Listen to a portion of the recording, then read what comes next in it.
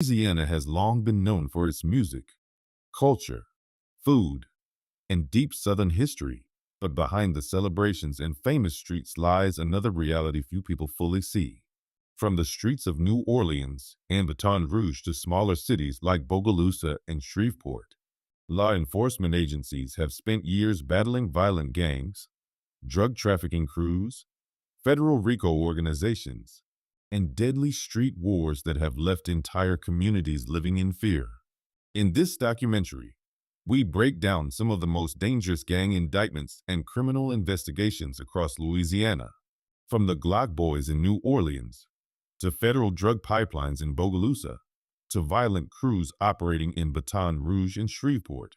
These cases reveal how social media, rap beefs, retaliation deletions, guns, narcotics, and organized crime have transformed neighborhoods across the state. We'll examine the rise and fall of gangs accused of deletions, robberies, carjackings, fentanyl trafficking, and racketeering conspiracies, while also looking at the massive law enforcement operations built to dismantle them. These are real cases, real indictments, and real stories showing how deep the violence and gang activity has become throughout Louisiana. 3NG gang, also based uptown. Two men are still on the run, however, Kentrell Hickerson and Kevin Lynch. WDSU anchor Rachel Wolf tells us more about the DA's plans and what public defenders are saying about the case. We will use every weapon in our arsenal to bring them to justice. Orleans Parish District Attorney Leon Canizero was firm as he described a 30-count racketeering indictment against 20 men in a 3NG gang. He says the group conspired to distribute illegal drugs and used violence to gain and maintain control over the area where it operated near 3rd Street in South Galvez. They don't show any breaks to the people of this community. We're going to give them no breaks either. Authorities say the 3NG gang is responsible for at least 10 in the last 5 years. Magnolia Shorty, born Renetta Lowe, got her stage name from the late rapper Magnolia Slim, who was also from the Magnolia housing development. The rapper, known as the Queen of Bounce, was discovered by Brian Birdman Williams and came onto the music scene in the 1990s. The 28-year-old's most recent project included a collaboration with New Orleans high school student Courtney Hart. This song, My Boy, helped the teen land a record deal with Jive Records. Local DJ Wild Wayne says these collaborations were Magnolia Shorty's specialty. He doubts she was the intended target when she was shot. She and an unidentified male were gunned down around 12:30 Monday in the Georgetown apartment complex on Morrison Road. The 3NG gang, short for Third and Galvez, rose to prominence in the early 2000s from the tough streets of Central City, New Orleans. Born out of poverty and crime around the former Calliope housing projects, Third and Galvez quickly became a violent and feared group, dominating drug sales and enforcing its rule through brutality. Their name, tied to their home turf, became synonymous with fear as they fought and defeated rival groups like the Calliope Porch Boys, eventually taking control of large swaths of the Hoffman Triangle. Led by figures like Kentrell Black Hickerson, Third and Galvez was notorious for using deadly violence to protect its open-air drug markets. The gang's activities went beyond street-level dealing. They orchestrated deletions, intimidated witnesses, and sparked deadly rivalries with other gangs, most notably the 110ers from the 10th and 11th wards. The feud between 3NG and the 110ers turned into a bloody war that devastated communities. In 2015, several members were indicted under a new umbrella known as the 39ers, a violent alliance between 3NG and the G-Strip gang from the 9th Ward. The 39ers RICO indictment included charges for deletions, drug trafficking, and witness killings. Among the most infamous crimes tied to the gang were the demise of bounce music legend Magnolia Shorty and the assassination of federal informant Michael Marshall. Trials in 2017 led to sweeping convictions.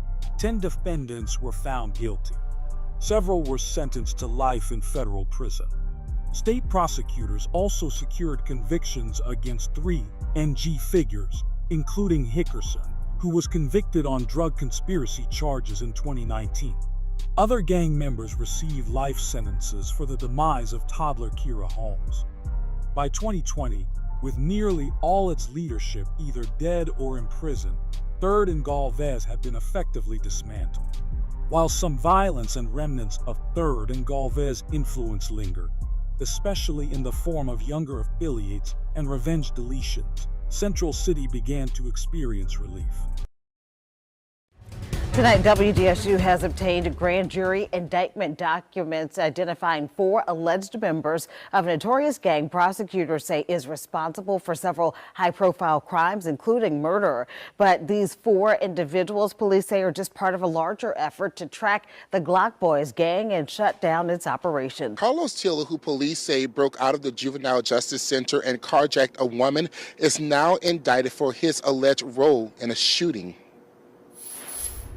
This is an organized criminal network. These 4 people have been indicted by a grand jury accused of terrorizing the streets of New Orleans. This dangerous street gang has made headlines in the recent years for a number of coordinated violent attacks. The district attorney's office says Davon Davis, Jomar Walsh, Carlos Taylor, and Shante Mark are all affiliated with the Glock Boys, a gang prosecutors say is notorious. The indictment pins 3 of the suspects at the Shamrock Bar in September, alleging they played a part in a shooting that.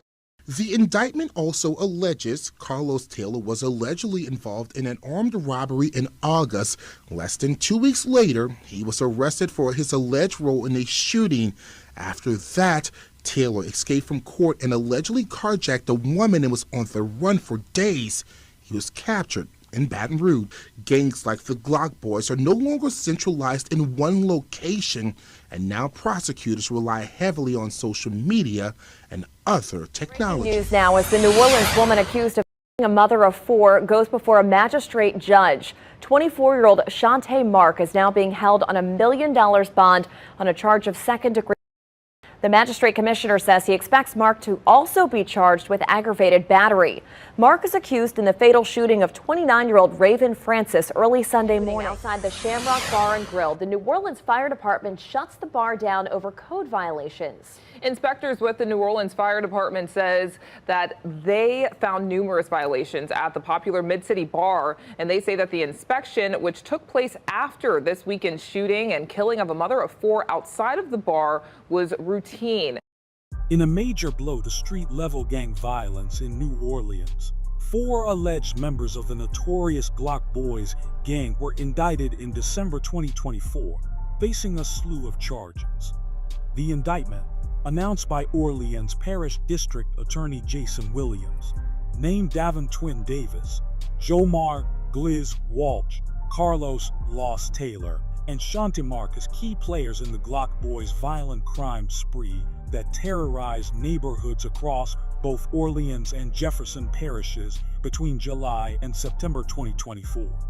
At the heart of the indictment is a deadly shooting that occurred on September 1, 2024, at the Shamrock Bar.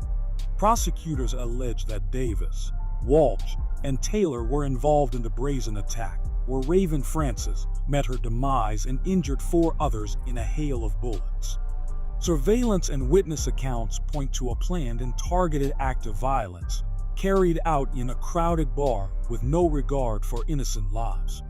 Authorities believe the shooting was connected to ongoing gang conflicts, with the Glock Boys actively asserting control through intimidation and violence.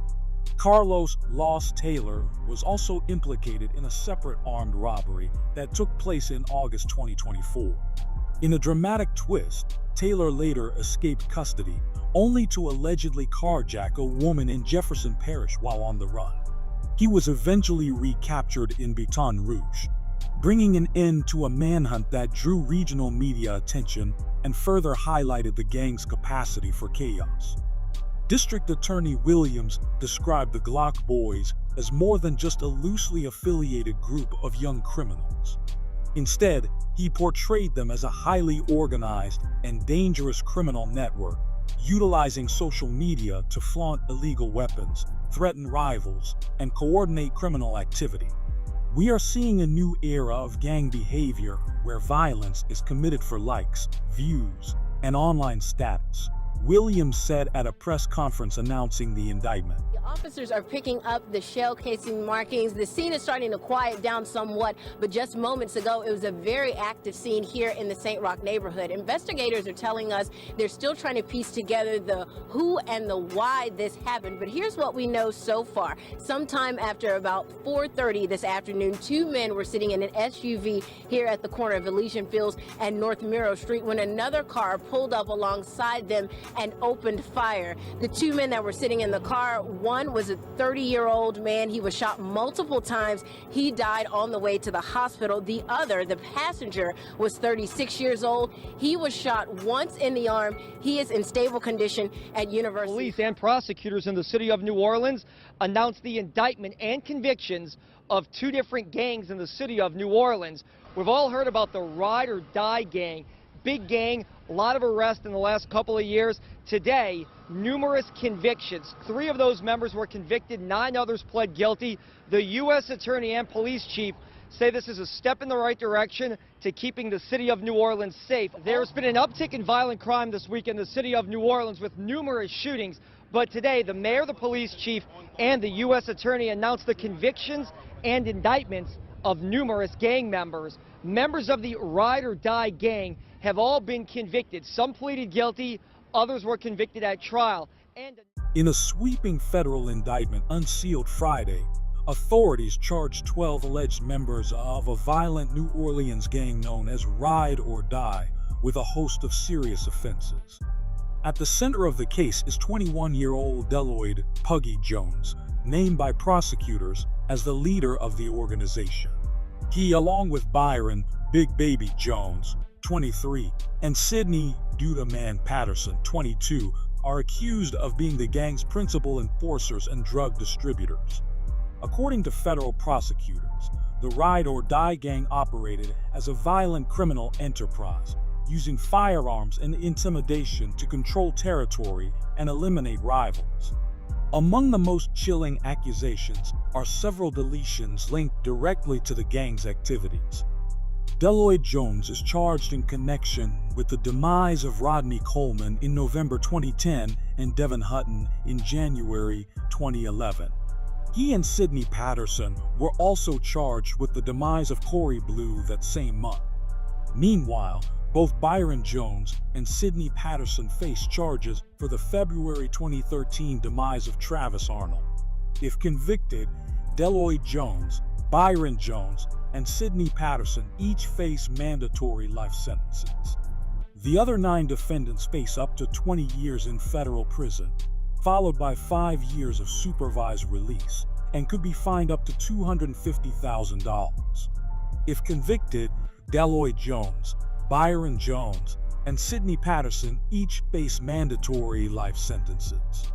The other 9 defendants face up to 20 years in federal prison, followed by 5 years of supervised release, and could be fined up to $250,000. Following the federal indictment of the Ride or Die gang in New Orleans, all 12 defendants were convicted and sentenced for their roles in the gang's violent and drug-related operations between 2007 and 2013. Deloyd Puggy Jones, Byron Big Baby Jones, and Sidney Duda Man Patterson were each found guilty on multiple charges, including racketeering, drug trafficking, and deletion.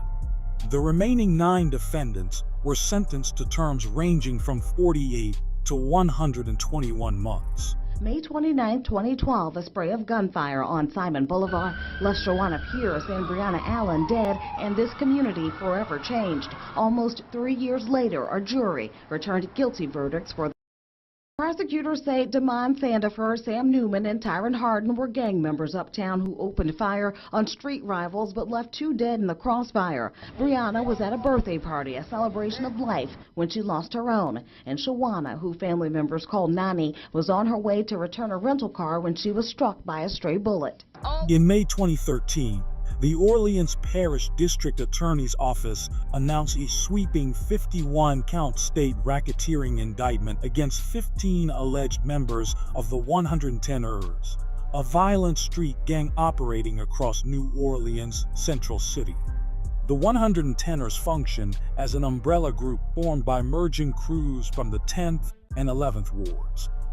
Their reign of violence between 2010 and 2013 included drug trafficking, armed robberies, witness intimidation, and at least 10 deletions, including the high-profile May 2012 drive-by shooting when 5-year-old Brianna Allen and 33-year-old Shawana Pierce met their demise during a child's birthday party. That horrific crime galvanized the city and led to intensified law enforcement pressure on street gangs.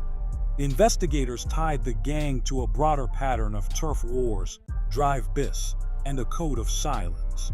Key figures in the indictment included Rico Newman, Lil Rico, believed to be the gang's organizer, Demond Lil D Sandifer, a feared triggerman, Antonio Big Rico Johnson, Sam Newman Lil Sam, and shooters Stanton, Nan Guillory, and Tyranny Man Harden, who were implicated in the Brianna Allen shooting. One female defendant, John Sticks Jones, surrendered herself with legal representation the day after the indictment was unsealed, highlighting how even female associates were charged for their roles in aiding the gang's operations. As the case progressed, several defendants took plea deals, while others, including Sandifer, Sam Newman, and Harden, went to trial in late 2014. In January 2015, all three were convicted on racketeering and multiple counts. They received life without parole, plus decades of additional time for gang-related sentencing enhancements. Guillory was tried separately and also received life for his role in the child's demise. Others like Rico Newman and Joshua Pittman pleaded guilty to lesser charges such as manslaughter or conspiracy and received sentences between 15 and 25 years. By 2016, most of the defendants had either been convicted at trial or resolved their cases through plea agreements. Notably, Joseph Du-Man Bienemy, who was already serving life for an unrelated deletion, had his racketeering charge dropped in exchange for waiving future appeals, an example of how the DA strategically managed case outcomes. Due to the threat of the coronavirus, Glenn McCormick was released from Orleans Parish Jail Thursday. He had been awaiting trial as one of the ringleaders of the notorious drug gang known as DBlock. Here's the ankle monitor McCormick was wearing Sunday when he was cut down by a hail of bullets. Matt Dennis's company, A2I, put on the bracelet. He was set to be free and to do as he pleased. And what he chose to do was frequent the area he is known to frequent in his entire criminal history. Electronic monitoring data obtained exclusively by Channel 4 shows that upon his release, the 33-year-old McCormick did not go to his home on the West Bank. And he goes immediately back to his old drug stomping grounds where he is accused of all of these drug crimes. With most people following stay-at-home orders, records show McCormick visited the Dumaine Street drug hotspot every day since his release. And he frequents that place the entire time he's out. When McCormick was first indicted in 2018, his bail was set at $1 million. Judge Darrell Durbany dropped that to $150,000 more than a year ago, then down to a free signature bond with a curfew last week. So when he released him with no restrictions other than the 7 p.m. to 7 a.m. curfew, basically signed his death warrant. Well, Scott, the gang is called the 6th Ward D-Block, and District Attorney Leon Canizero says the 11 men who make up the gang have terrorized an area of the 6th Ward near Dumaine and Broad Street for years. Right now, 10 men are in custody. All are charged with racketeering. The men, as you see here, are Lance Prince, Sheldon Jackson, Mark Quinn Lewis, Blake Ricks, Nathaniel Brown, Torrin Duhon, Jamal Howard, Terrell Muse, Cecil Martin, and Glenn McCormick. On the run is 20-year-old Darnell Ellis. Leon Canizero says the men operated in the 2600 block of Dumaine Street. Canizero says this is the first time in more than 10 years that a local prosecutor has used the racketeering statute against the gang, meaning that they can bring up all of these charges, all of these crimes that they're charged with doing in court.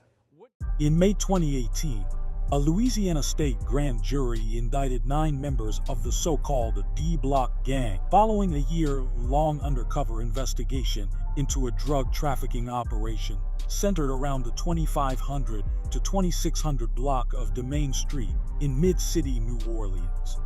The indictment, announced by then District Attorney Leon Canizaro and the NOPD, marked the culmination of Operation Wipeout, which aimed to shut down the gang's open-air drug market. By May 2018, authorities had identified at least 9 suspects involved in a multi-drug trafficking conspiracy, using several stash houses and vehicles to sell. Some members even appeared in music videos bragging about their criminal activity. The indicted members ranged in age from their early 20s to 30s and included Dwayne Jenkins, Gabriel Bell, and Brian Lawton, identified as primary dealers already incarcerated on unrelated charges at the time the indictment was unsealed. Other notable figures were Taryn Blackman, Glenn Spot McCormick, Derek Youngboy Brumfield, and Lawrence Lowe Conway, all arrested during coordinated raids. The gang primarily operated in the Treme, Mid-City corridor, and authorities were cleared to distinguish this D-block from a separate Algiers-based group of the same name that had been dismantled years earlier. The majority of the defendants ultimately entered guilty pleas. By late 2018, 11 D-block members had pleaded guilty to racketeering or related drug offenses. Blackman, McCormick, Brumfield, and Conway were sentenced to terms ranging from 10 to 15 years. Jenkins and others who were already incarcerated had additional years added to their sentences. Notably, Glenn Spot McCormick, believed to be one of the gang's top leaders, was released after serving his sentence, but was fatally shot not long after his release, in what law enforcement sources believe was a targeted retaliation tied to lingering gang rivalries. His death underscored the ongoing danger and violence associated with the crew, even after the case had officially closed. Well, this morning, students at Edna Carr High School returned to class after 2 people were in a deadly shooting right outside the campus. Yeah, the gunfire broke out just as the 2 victims were said to be going to the basketball game that was happening there. And again, that caused mass chaos between parents and students and everybody inside that gym. Now, New Orleans Police Department tells us they responded to calls of shots fired around 8 o'clock here in the 3300 block of Huntley Drive. Police found an unresponsive man who'd been shot multiple times lying in the grass in front of the school. He died here at the scene. A second man with multiple gunshot wounds was taken to the hospital for treatment, but he later died from his injuries. So far, the ages and identities of the 2 victims have not been released. And while investigators do not know of a motive at this time, Superintendent Michael Harrison says they are looking for a silver 4-door sedan. The driver of that vehicle fled the scene after the shooting. Police believe that a person or someone inside of that car, or several people inside that car, might have opened fire on the 2 victims. For parents and people in the community who rushed to the scene, coming up on such an active and scary, tragic scene was something that was unreal to them to see. NOPD officers think the indictment of 3 people is just the beginning of a crackdown on gang violence in Central City. They say Randy Calvin, James Alexander, and Chance Skipper have been indicted with charges of distribution. The indictment alleges the men of conspiring to distribute on behalf of the Bird Gang. More importantly, this investigation is still ongoing, and we do expect more indictments to be forthcoming on their associates. The New Orleans Police Department takes gang violence and gun violence very seriously. We told the community, if you have information, call us, and they did, and we were able to make these arrests, and we have more indictments forthcoming. Amid the revelry of Mardi Gras, gunfire and chaos. You could see the smoke, clearly see the smoke of someone firing the gun. It sounded like a big roll of fireworks, non-stop shots. I had my 2-year-old and my 10-year-old with me, and my mom. I just grabbed everybody and got on the ground. Police say they found these 2 weapons at the scene, plus a 3rd weapon. They also collected other evidence at the scene. Authorities say it wasn't immediately clear if the gunfire was random or if the shooters were aiming for the victims or each other. The officers chased the individuals, the perpetrators, and were able to apprehend them about 1.5 blocks away from here. 2 suspects have been taken into custody. A 19-year-old and an 18-year-old, both from New Orleans. The Bird Gang, a violent Central City street crew rooted in the Magnolia housing projects, was the focus of a major federal racketeering case that began in 2019. Initially indicted for drug and firearm conspiracies, the case expanded in August 2021 with a superseding indictment charging 11 members under the federal RICO statute. The indictment covered criminal activity from 2014 to 2020 and stemmed from a years-long investigation into a deadly feud between the Bird Gang and their rivals, the Ghost Gang, based out of the Calliope projects.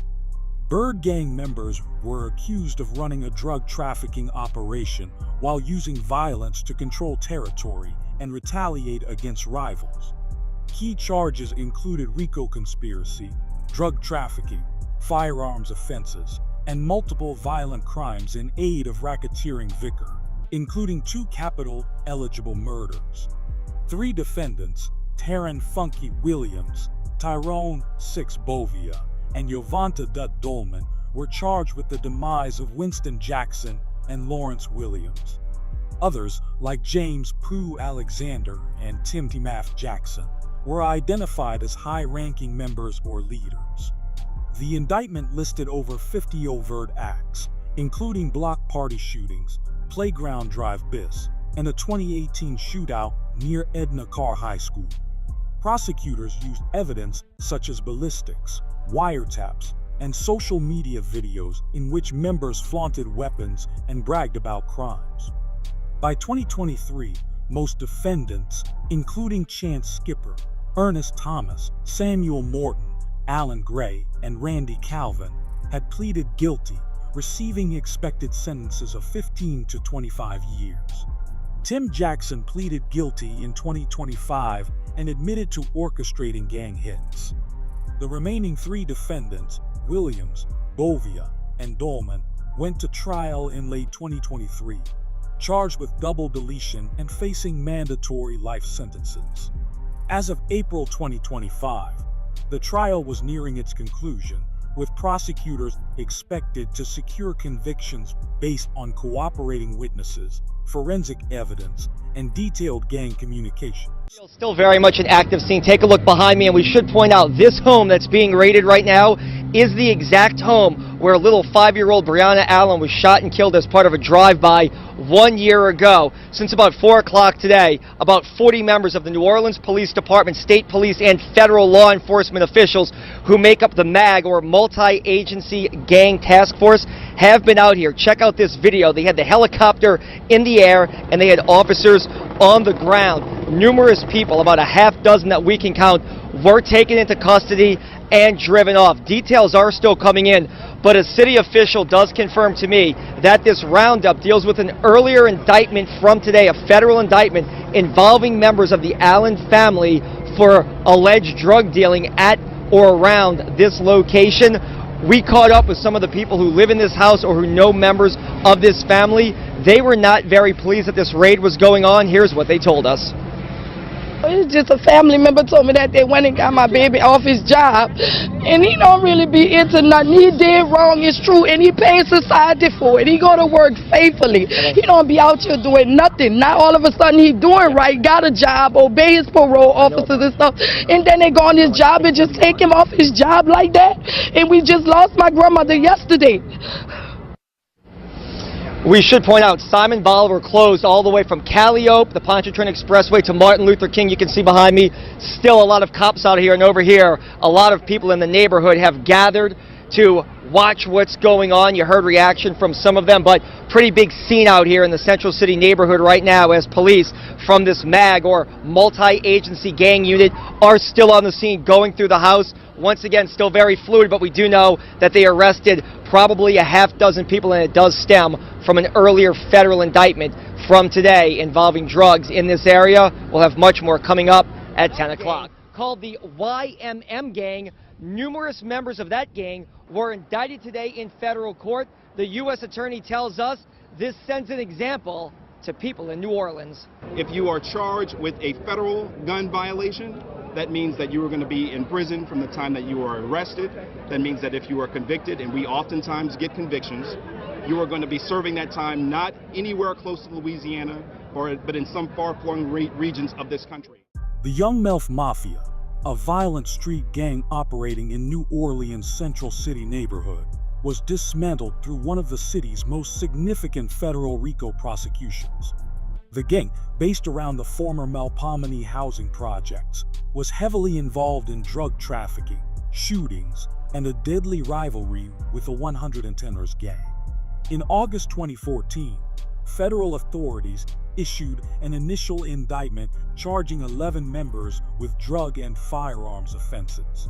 A year later, in August 2015, a superseding indictment expanded the case to 31 counts, adding federal racketeering charges and 5 murders. Among the most notable deletions were the deaths of Vinnie Smith and Deshaun Hartford, allegedly 110ers affiliates, and the brazen highway shooting of innocent bystander Travis Thomas. The case went to trial in June 2017, resulting in convictions for 5 members. Lionel "Lot" Allen, considered the gang's leader and a second-generation gang member, was sentenced to life plus 35 years for RICO, firearm conspiracy, and 3 deletions. Jawan Titty Forsha and Dedrick Roy Keelan also received life sentences for their roles in multiple killings. 2 others, Brian Scott and Delwyn Pooh McLaren, received 20 and 16 years, respectively, for drug and firearms conspiracy charges. All appeals were denied in 2020, solidifying the sentences. Several members pleaded guilty before trial. Jacoby Coboyd received a 40-year sentence, while Alfred Al Cobbins and Sean Gunnar Grayson received 21 and 22.5 years, respectively. As we first told you at 5 o'clock, New Orleans police responded to the Garden District after reports of a shooting. Now they believe the crime actually started in Central City, then ended near the intersection of Harmony and Britannia in the Garden District, where an abandoned car and a victim was found. The NOPD is investigating 2 crime scenes tonight, one here in Central City and the other one in the Garden District. They believe both incidents are connected. Now they're trying to piece together what exactly happened. Shell casings litter the ground on MLK and Ferret Streets Thursday night, the site where the NOPD believes marked the beginning of a shooting investigation spanning 2 neighborhoods. Sometime before 5 p.m., police were called to a shooting here at this location. Not long after that, police got a call about an abandoned silver Toyota Avalon at the corner of Britannia and Harmony, just a block off St. Charles Avenue. Police say it's the same car spotted at the shooting in Central City just moments before. A few feet away from the abandoned car, a man's body lays on the ground. The NOPD did not release the victim's name, but an EMS spokesperson tells Eyewitness News they believe the man was approximately 30 years old. New Orleans prosecutors recently secured a sweeping racketeering indictment against 4 alleged members of the DBlock gang, also known as J-Bucka Nation, a violent Central City crew accused of carrying out a citywide wave of shootings, carjackings, and armed robberies. The indictment, handed down by a special grand jury in Orleans Parish Criminal District Court, includes 26 charges and paints a picture of a criminal enterprise fueled by violence, retaliation, and social media bravado. Prosecutors allege the group operated as an organized gang from at least January 2018 until their arrests in 2019, basing their operations in the 3000 block of Toledano Street, near the former Magnolia housing development, now known as Harmony Oaks.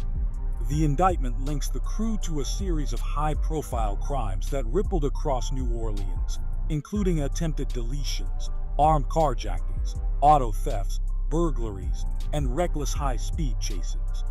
The 4 are accused of engaging in at least 10 attempted deletions and leveraging social media to mock rivals and flaunt their criminal activity. According to the indictment, the gang had ties to the Bird Gang and was embroiled in violent rivalries with groups like the Calliope Ghost Gang and Forever My Brother FMB. On August 27, 2018, Hartford allegedly participated in a drive-by shooting on South Liberty Street, and Martin Luther King Jr. Boulevard that left one person wounded. Prosecutors say Hartford later posted online to brag about the attack.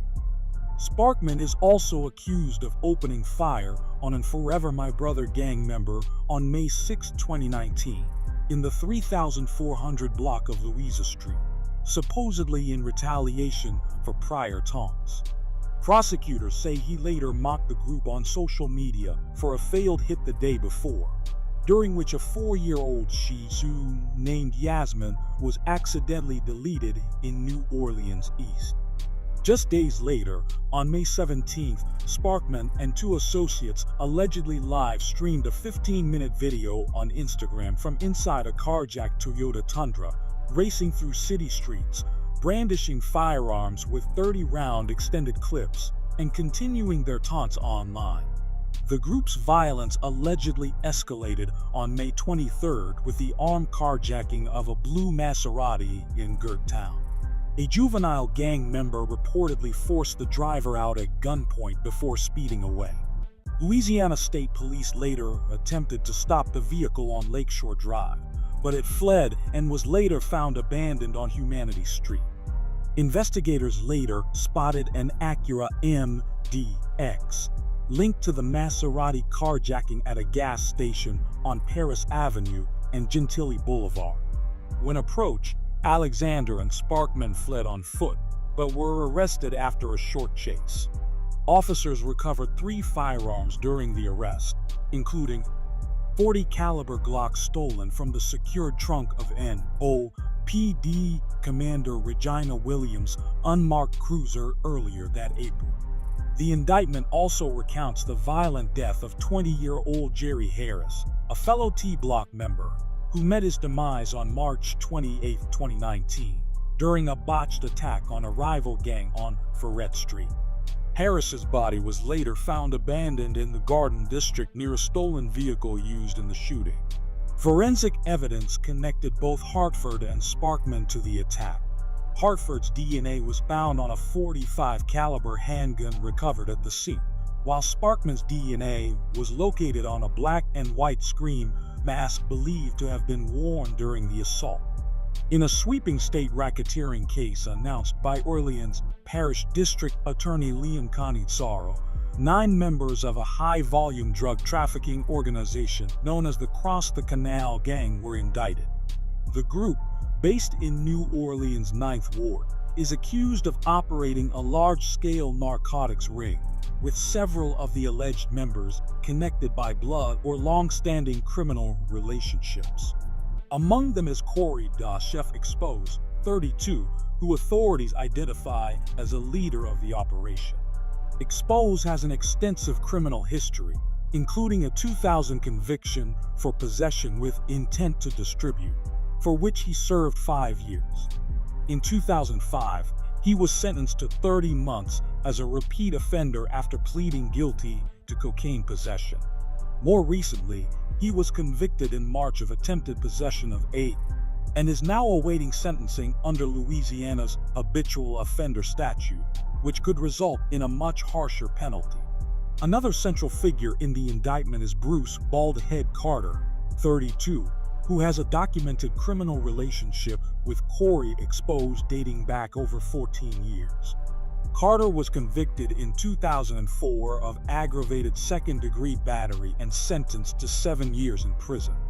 At the time of this indictment, he faced multiple pending charges, including possession of a firearm by a convicted felon, possession with intent to distribute heroin, possession of more than 28 grams of white girl, and illegal carrying of a weapon. The charges focus heavily on narcotics offenses, many involving substantial quantities of illegal drugs. The Orleans Parish District Attorney's Office announced racketeering indictments against 2 alleged street gangs, one known as the CTC Snake Gang, based in the lower 9th Ward.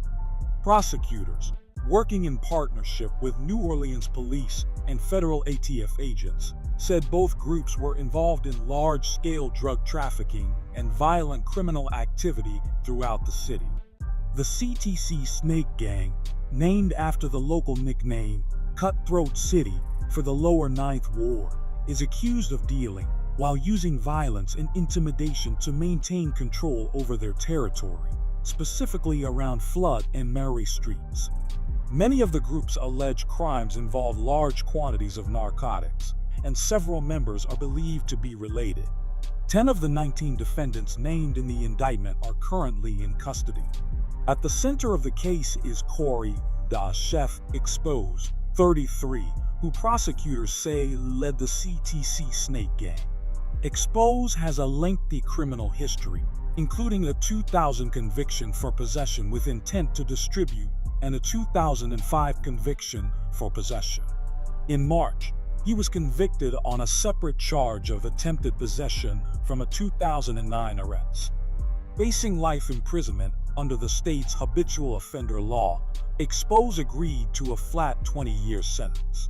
However, he remains a defendant in the ongoing racketeering case. Bruce Carter has a prior conviction for aggravated second-degree battery in 2004, for which he served 7 years.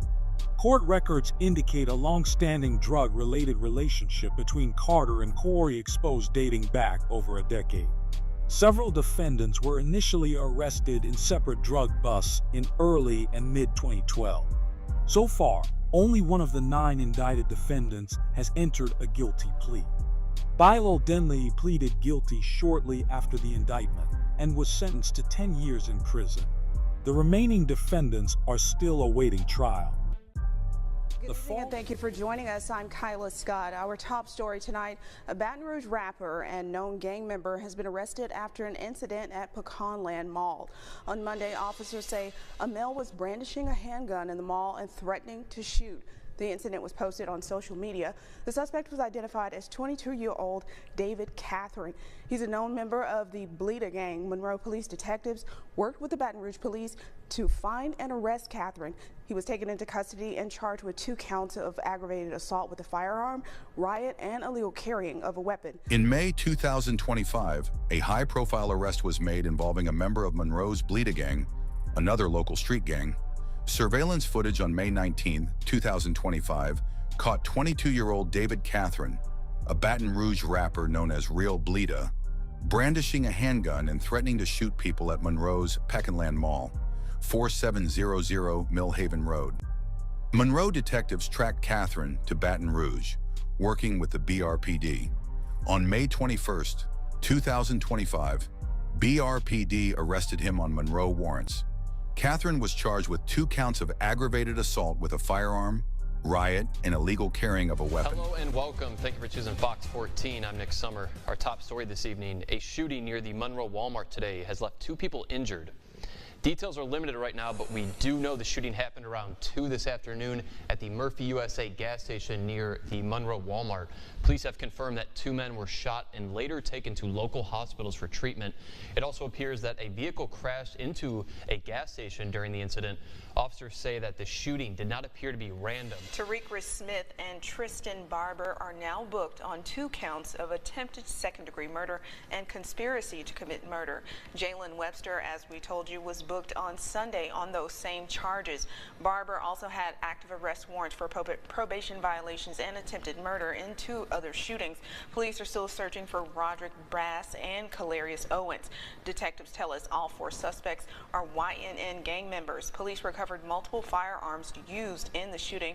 One of the firearms even linked to a homicide in Shreveport. On March 29, 2024, a brazen drive-by shooting occurred at the Murphy Oil on Lamy Lane in Monroe, injuring 2 victims. This case was linked to the YNN gang feud. 2 rival gang members in a silver Chevrolet Cruze ambushed a vehicle, firing dozens of shots. The victim's car was hit at least 15 times and crashed into the gas station building, injuring an employee inside. 27 shell casings from 2 different handguns were recovered. Investigators learned the motive was personal. One victim had been dating the ex-fiancé of a YNN gang leader. Social media posts by gang leaders celebrating violence, "She a Bleetas now, we can make her our bleed too," confirmed the revenge motive. Monroe detectives identified the getaway vehicle and suspects through license plate readers and social media tips. By April 2024, 2 YNN gang members were arrested. 23-year-old Terry Cooter Double D Smith and Jalen Webster. Both were charged with multiple counts of attempted second-degree deletion and conspiracy to commit deletion. Investigators noted that both suspects' photos showed YNN gang tattoos. Police seized firearms linked to the shooting, one of which was tied to an unrelated homicide in Shreveport. Meanwhile, Monroe Mayor Friday Ellis posting a statement onto social media about the arrest on Friday. He congratulated the agencies on their work and had this message for those who choose to commit crimes. It reads, quote, "This is what happens when you push violence and poison into our neighborhoods. We will not allow families in our city to live in fear. We will not allow gangs to control our streets, and we will never look the other way." In June 2025, a multi-agency narcotics investigation in Ouachita Parish led to the arrest of 17 people on racketeering charges. The investigation, conducted by Metro Narcotics, the Monroe Police Department, and the Ouachita Parish Sheriff's Office, uncovered an organized criminal enterprise dubbed the Berg Jones Lane Gang. Officials reported that the gang operated out of a Jones Lane area in Monroe, engaging in drug trafficking and violent crimes under a racketeering framework. The 17 defendants were taken into custody on federal and state racketeering charges, which typically allege participation in a criminal network that commits illegal acts, such as drug distribution and violence, to benefit the group. On March 23, 2022, MPD responded to an Elm Street shooting in Monroe that involved two rival gangs. According to news reports, an argument escalated into gunfire between members of the YNN gang and another Monroe gang. Fortunately, no one was injured. Police vowed to arrest all participants. By early April 2022, 5 people were charged. Earlier that week, 3 suspects had already been arrested. On April 4, 2022, MPD arrested the remaining 2 wanted suspects, Justin Manyweather and Arthur Hollins. Both were charged with conspiracy to commit second-degree deletion and additional violent charges. Specifically, Manyweather was also charged with rioting and Hollins with assault by drive-by shooting. These arrests came after detectives pieced together videos and witness statements from the scene. The shooting was explicitly described by police as gang-related. Monroe PD highlighted that community tips and vigilant investigative work led to the arrests of all involved parties. In mid-2017, Monroe narcotics detectives busted an outlaw motorcycle gang operation. An anonymous tip alerted Metro Narcotics to bikers moving large quantities of drugs at 2 residences on University Avenue and Filial Avenue. Undercover surveillance confirmed heavy foot traffic by men wearing outlaw biker club vests. A traffic stop on Filial Avenue led to the arrest of 2 motorcyclists from California and Washington on marijuana possession and a stolen firearm charge. With search warrants for the 2 homes, Monroe SWAT stormed the locations. A total of 9 people were arrested, including local Monroe members and out-of-state affiliates of the gang. Police seized various drugs and 7 firearms, 2 reported stolen. Law enforcement identified the group as the Chosen Few Motorcycle Club, an international outlaw biker gang. All the arrested men were found wearing the gang's insignia, black leather vests with Chosen Few patches. The investigation revealed Joseph Hodges, a local Monroe man, was the chapter president. The raid also led to forfeiture of 9 motorcycles used by gang members. The ripple effects of these arrests stretch far beyond jail cells. In Monroe, each takedown of gang leaders or street crews offers a glimmer of hope that violence can be interrupted, that turf wars can give way to stability, that children can walk home safe. Yet the cycle remains relentless. New players step in, old alliances realign, and a city with so much history watches both its best and worst futures unfold. Back in 2020, was found guilty Friday in Canal District Court. 24-year-old DeVoris Antonio Hardy was convicted of negligent homicide for the shooting death of Jacoby Ware back on December 6, 2020. Now, Ware and a passenger arrived to a tobacco shop on the corner of Pines Road and West 70th Street when shots rang out. Hardy fled the scene afterwards, but was later found by local police. A jury has found a man guilty of negligent homicide in the slaying of Jacoby Ware. The incident took place in December 2020, where DeVoris Hardy shot Ware from point-blank range in a parking lot of a Shreveport tobacco shop while Ware was in his vehicle. Now, Ware's passengers returned fire, injuring Hardy. Now, Hardy then fled to a nearby business where he was apprehended. At 5, just in from Shreveport police, another arrest has been made in connection to a rolling gun battle that took place down a major Shreveport road. DeVoris Hardy is now the third person arrested, who police say was in a car firing at people in another car multiple times. Hardy was charged with illegal use of a firearm. This all taking place yesterday morning. A very busy strip in Shreveport. 2 others were arrested shortly after that gun battle ended at the intersection of Uri Drive and East Washington Street. One of the most telling examples of Shreveport's gang violence is the case of DeVoris Antonio Hardy, a 23-year-old known gang affiliate whose criminal record drew both state and federal prosecution. In December 2020, 20-year-old Jacoby Ware was shot and met his demise in Shreveport. A Caddo Parish grand jury later indicted Hardy for second-degree deletion in March 2021. Despite the severity of the charge, Hardy posted a $250,000 bond and was released pending trial. Less than a year later, on 14th March 2022, Hardy was involved in another violent incident. Police responded to reports of gunfire near Uri Drive and East Washington Street, where they discovered 2 shooting victims and a vehicle riddled with bullet holes. Hardy was located nearby in another car. Inside, officers recovered 6 spent shell casings. A short distance away, in the bed of a pickup truck, they found a Glock 40 caliber pistol. Ballistics testing confirmed the casings had been fired from that Glock. During questioning, Hardy admitted that earlier that day he had encountered a rival gang member in court and felt threatened. He claimed he borrowed a firearm from a friend's father, anticipating possible retaliation. According to Hardy, a car later pulled up and opened fire on him, prompting him to shoot back. As the vehicle fled, he conceded that the Glock found in the truck bed was the weapon he had used. This incident led to federal charges. In May 2022, Hardy was indicted for possession of a firearm while under a state indictment, a serious violation under federal law. Prosecutors argued he posed a clear danger to the community, and Hardy was ordered held without bond. Hardy's legal troubles culminated in 2 separate convictions. In August 2023, his state deletion trial resulted in a conviction for negligent homicide rather than second-degree deletion. He received the maximum sentence of 5 years in state prison. Then, on 22nd February 2024, in federal court, Hardy was sentenced to 36 months imprisonment for the firearm offense.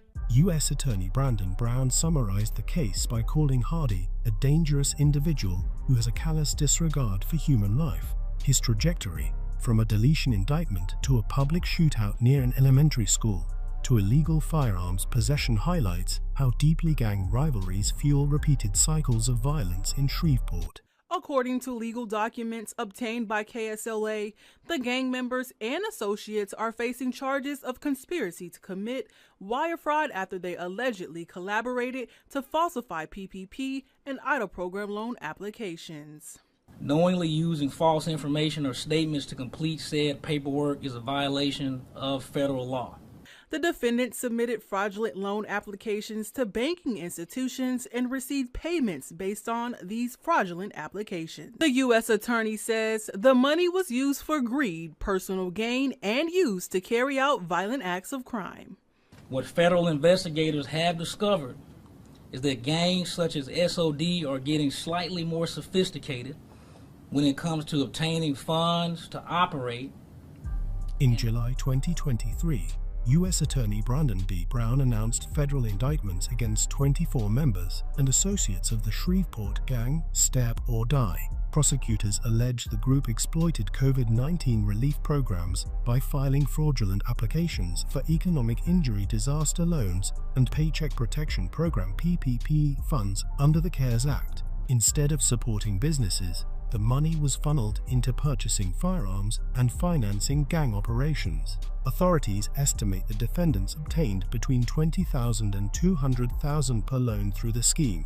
Of the 24 charged, 23 were arrested. Each defendant faces charges of conspiracy to commit wire fraud and wire fraud. If convicted, they could receive up to 20 years in prison, as well as fines of up to $250,000 and up to 3 years of supervised release. Brown emphasized that SOD already had a reputation for robberies, shootings, and deletions, and warned that this case demonstrates the new ways gangs are financing their criminal activity. Members of the Glock Boys gang were found guilty today by a federal judge. Prosecutors say they terrorized the Queensboro and Ingleside neighborhood for years. They are convicted of drugs and weapon charges. 4 others indicted for the same crimes have already pled guilty. That's right, Jackie. The U.S. Attorney and the Shreveport Police Chief Ben Raymond is warning gang members, saying they're coming for you. Now, DeMarcus Morris, the leader of the Glock Boys, was sentenced this week to more than 30 years in prison for conspiracy and distribution charges.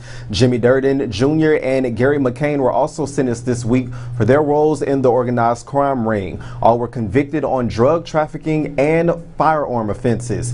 These were the last of 8 to be sentenced. You know, the biggest gang in Shreveport is the Shreveport Police Department, and you can't compete with us, and there's no need in trying. But if you're doing violent crimes, if you're committing crimes, and you're preying on our citizens, we're after you.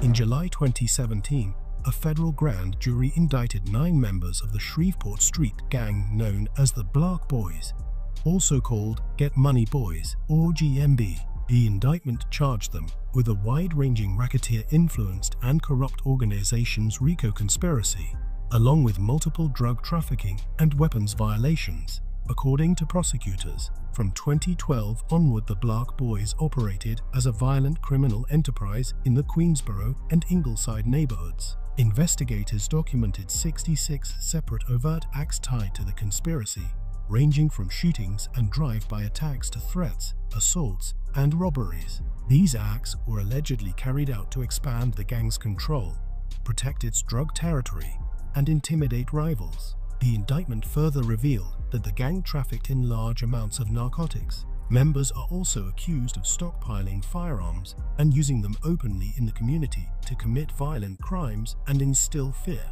Prosecutors say the Glock Boys frequently fired shots into cars and residences, carried out armed robberies, and even beat a jailhouse informant in an effort to silence witnesses. These acts of intimidation were a key part of maintaining the gang's influence and preventing cooperation with law enforcement.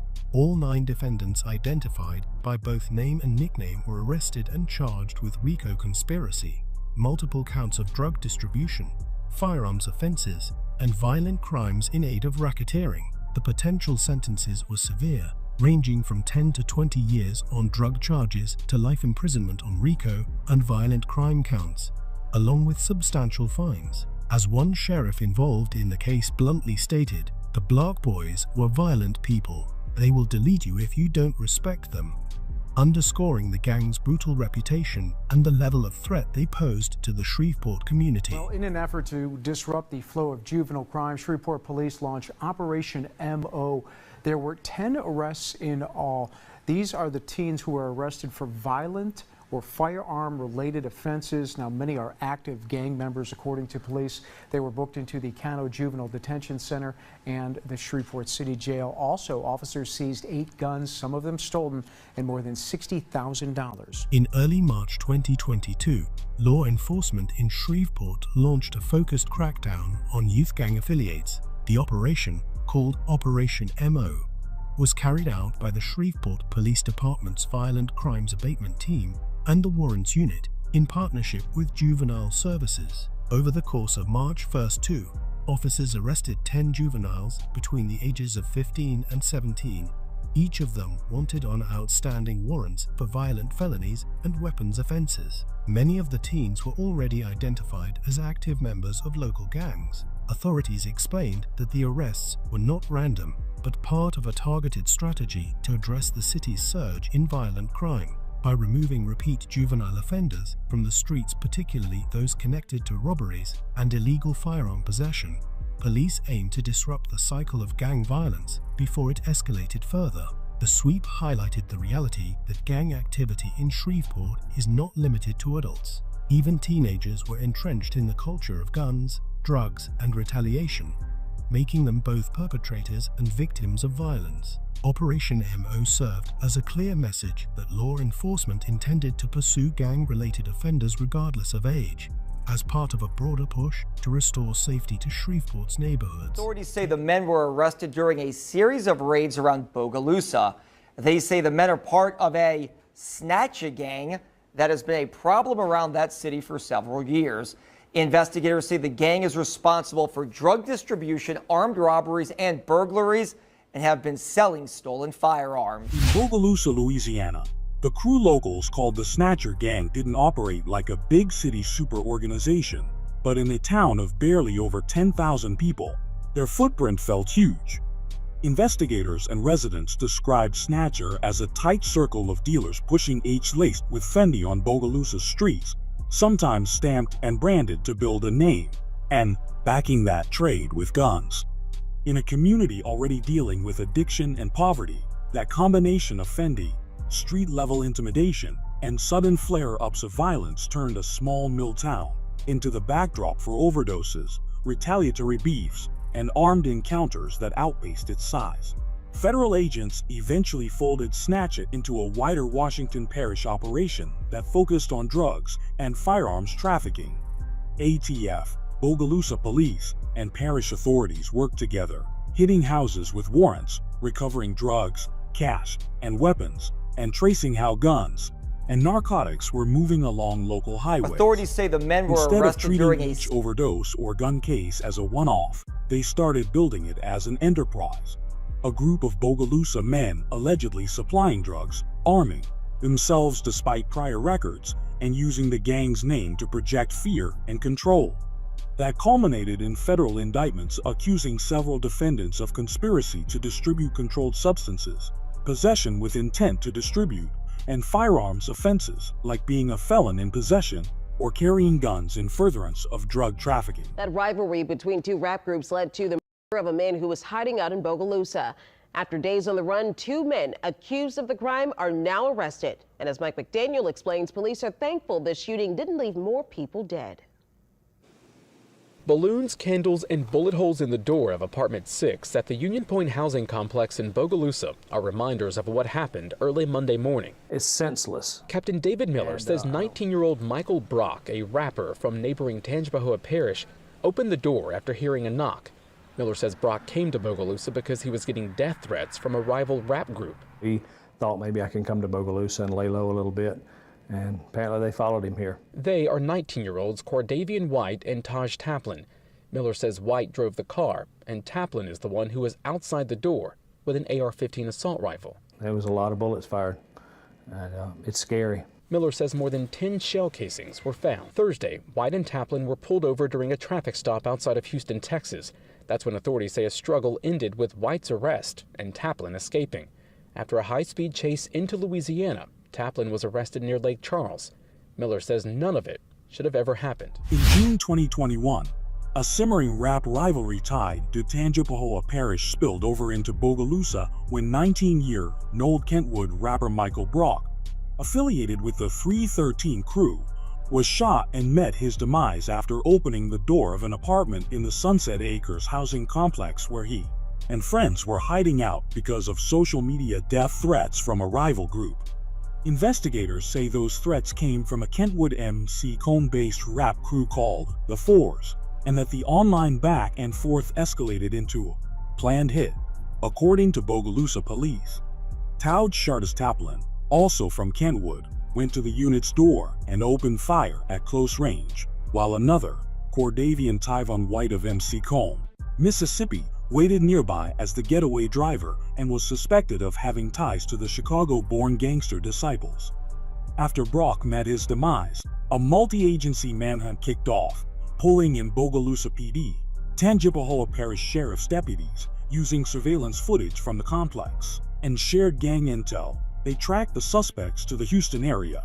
When officers tried to move in, Taplin and White allegedly led them on a high-speed chase toward Beaumont, weaving through traffic until the pursuit ended in Texas, where White was caught after a struggle and booked on local charges tied to the chase and resisting, while Taplin slipped away on foot.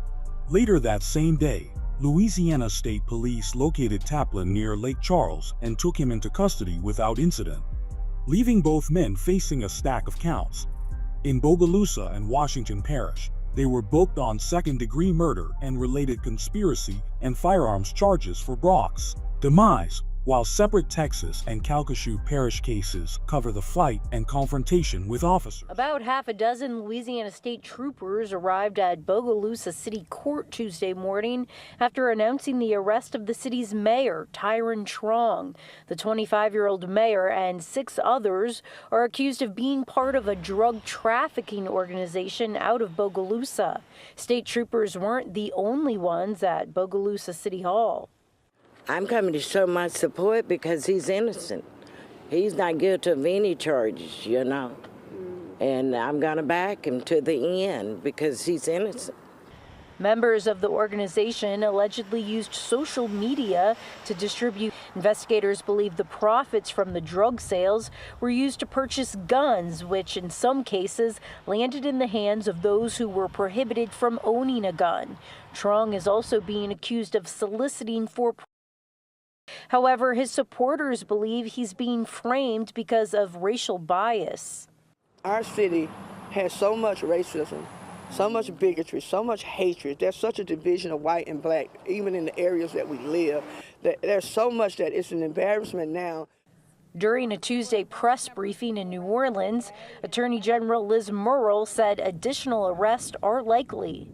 The mayor's supporters credit him for reducing the city's crime and providing resources for children. And if we lose him, we've lost a good thing. Officers. The mayor's arrest is the detail that flips this Bogalusa case from a typical narcotics headline into a full-blown public trust earthquake. Investigators say the probe began in April 2024, aimed at a trafficking network operating in and around Bogalusa. But when the enforcement phase went public on January 7, 2025, the story instantly changed because among the 7 people booked was Bogalusa Mayor Tyron Trong, the city's highest-profile public figure. Authorities publicly listed Trong's booking charges as transactions involving proceeds from drug offenses, along with unauthorized use of a movable and soliciting for prosti work. In a small city, that's not just an arrest, it's a shockwave. It raises the kind of questions that don't fit neatly into a police press release.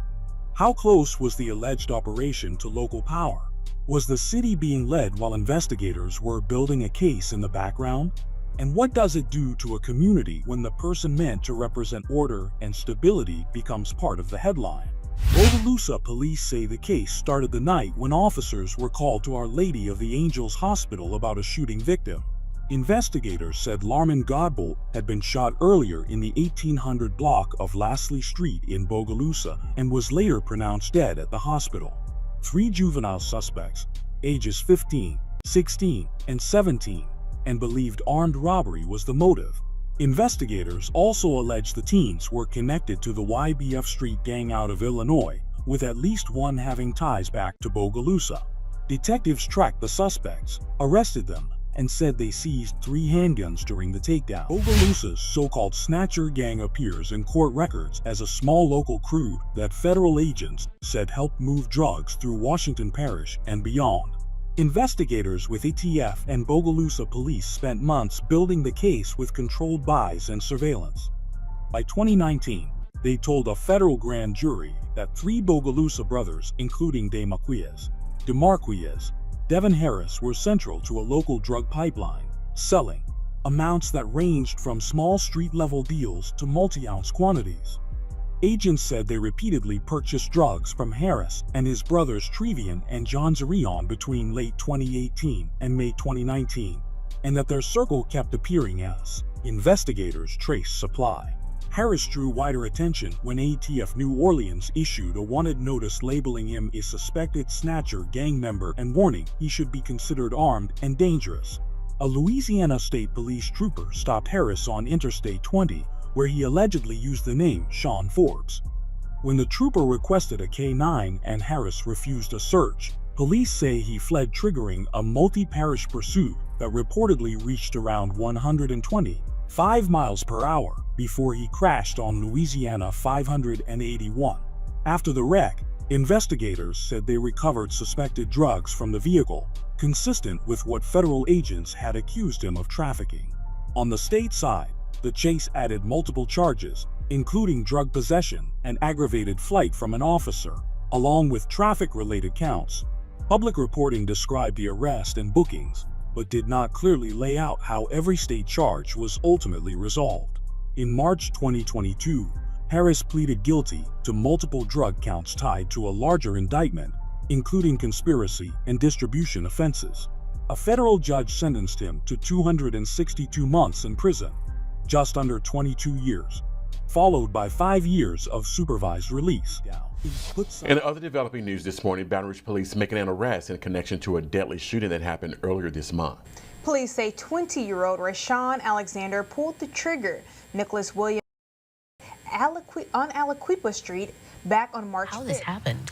Well, Sylvia, Rashawn Alexander, known locally as rapper Hot Boy Do, has been in and out of jail for several years. Prosecutors thought his most recent arrest would have kept him in jail until trial, but that didn't happen.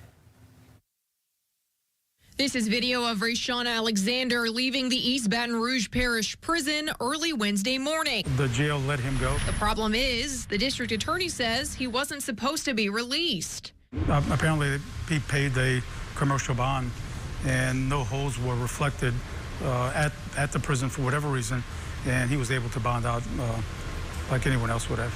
The 21-year-old rapper has been in parish prison since March of 2023, waiting to stand trial on a charge of second-degree. Baton Rouge police arrested him then, accused of shooting Nicholas Williams. At the time, Alexander was out on bond for other charges. On Tuesday, during a routine motion hearing, Judge Tarvald Smith found no probable cause for one of those charges involving possession of a firearm. For reasons still unclear, there was no longer documentation holding Alexander in jail, and the jail allowed him to post a $260,000 bond and leave. A months-long investigation into an alleged Baton Rouge-based gang led to the arrest of 5 suspects. Police say the group is a part of the gang, the 60 gang. The 4 suspects were already in jail, or these 4 suspects were already in jail on separate arrest, according to police. So new tonight, this now former East Baton Rouge prison deputy is behind bars, accused of bringing contraband into the prison. Investigators say they got tipped off about it, so they began monitoring phone calls.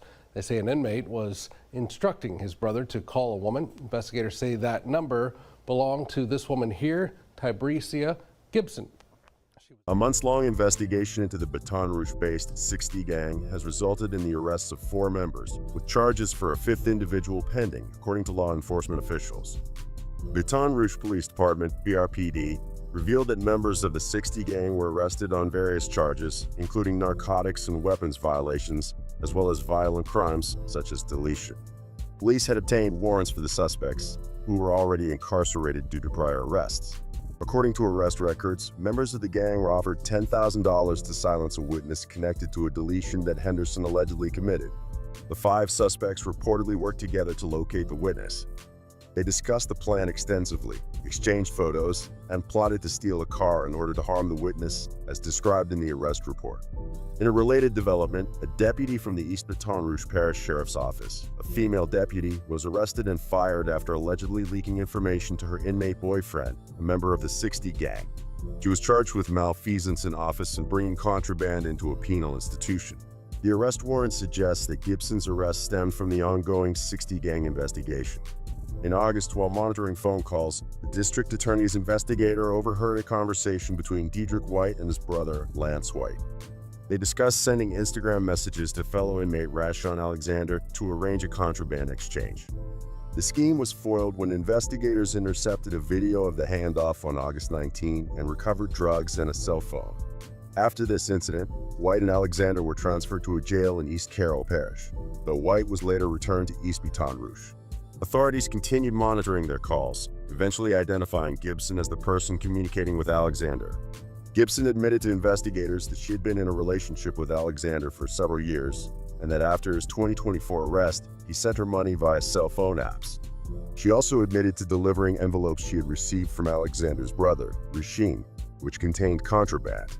Authorities announced that both Rashawn and Rasheem Alexander would also face charges for smuggling contraband into the prison. A major blow to an alleged theft ring. East Baton Rouge Parish District Attorney says several gang members have now been hit with formal charges tied to multiple violent crimes and a number of drug and weapons offenses. Now, this gang is allegedly known as the Bleetas.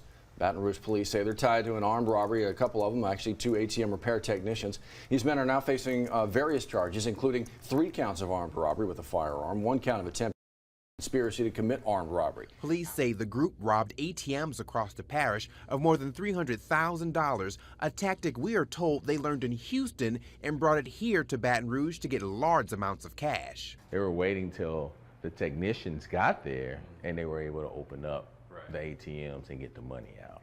Sergeant Elgin McNeely with the Baton Rouge Police Department says that money was used in other crimes, including recent shootings, robberies, and drug deals. Because of that, several men accused of these crimes are facing an additional charge of criminal street gangs. Alleged members of the Bleetas gang stood in a Baton Rouge courtroom awaiting their arraignments. The charges also carry criminal street gang enhancements, suggesting that these alleged crimes were committed to further the interests of the Bleetas organization, according to authorities. Among the 6, only 2 had retained legal representation. The Bleetas gang came under police scrutiny after a series of armed robberies, including incidents involving ATM repair technicians, during which nearly $360,000 was stolen. Investigations by the Baton Rouge Police Department and the East Baton Rouge Sheriff's Office ultimately linked these heists and other criminal activities in the area to the Bleetas gang. Police reports suggest that the Bleetas are aligned with other local gangs like Forgius and Waitio. Gang is taken over. These groups, marked by red symbols such as blood drops and mahjong tile designs, often share gang signs and hashtags like Bleeta and Waitio on social media platforms. Authorities describe the Bleetas as a criminal enterprise based in the Glen Oaks neighborhood of Baton Rouge. One of the indicted defendants, Von Court, is a local rapper known as 40 Glock, according to reports. Investigators say they infiltrated the gang by monitoring members' Instagram posts, where several were seen flashing stacks of $50 bills in the days following the alleged robberies. The investigation into the Bleetas gang also uncovered a violent episode on January 4th, when 6 of its members were shot in a mass shooting at the Urban Meadows apartment complex. Juwanli Quinn Alexi met his demise in the attack, which police suspect was linked to ongoing gang disputes. 2 of the indicted men were among the 5 wounded in the shooting, police said. Nearly 3 years ago, city, parish, and state law enforcement officials made headlines with the indictment and arrest of 19 alleged members and associates of the Gardera area Big Money Glock Boys street gang. These arrests were part of a significant crackdown involving charges of racketeering and various other crimes, marking the largest gang-related roundup in East Baton Rouge Parish's history. It was also the first major prosecution tied to the Baton Rouge Area Violence Elimination Project, known as BRAVE. The 24-count indictment against the group included serious charges such as attempted second-degree deletion, obstruction of justice, conspiracy, and a range of drug and gun offenses. In January, nearly 3 years after the original indictment and after multiple delays, prosecutors dropped the racketeering charges. The original 19 defendants have since dwindled to 8, including 7 key figures prosecutors label as major players. Several defendants have either pleaded guilty or been dismissed from the case. The remaining 8 defendants will face separate trials. Moore admitted that prosecuting a large racketeering case is challenging, especially with so many defendants involved. He added that funding issues also complicated the process. Public Defender Mike Mitchell echoed those concerns, noting that his office had real financial constraints, making it difficult to manage the large, complex case. State District Judge Trudy White had initially ordered the state to set aside $3 million to pay for court-appointed lawyers for 7 of the defendants. However, the State First Circuit Court of Appeal reversed her decision, calling the amount exorbitant. As a result, White recused herself from the case, which was later reassigned to another judge.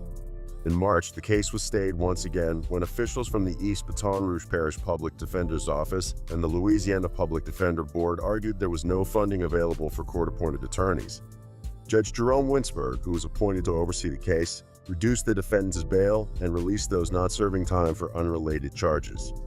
The stay was lifted in November when resources became available to pay the attorneys, and the court ordered prosecutors to simplify the charges further.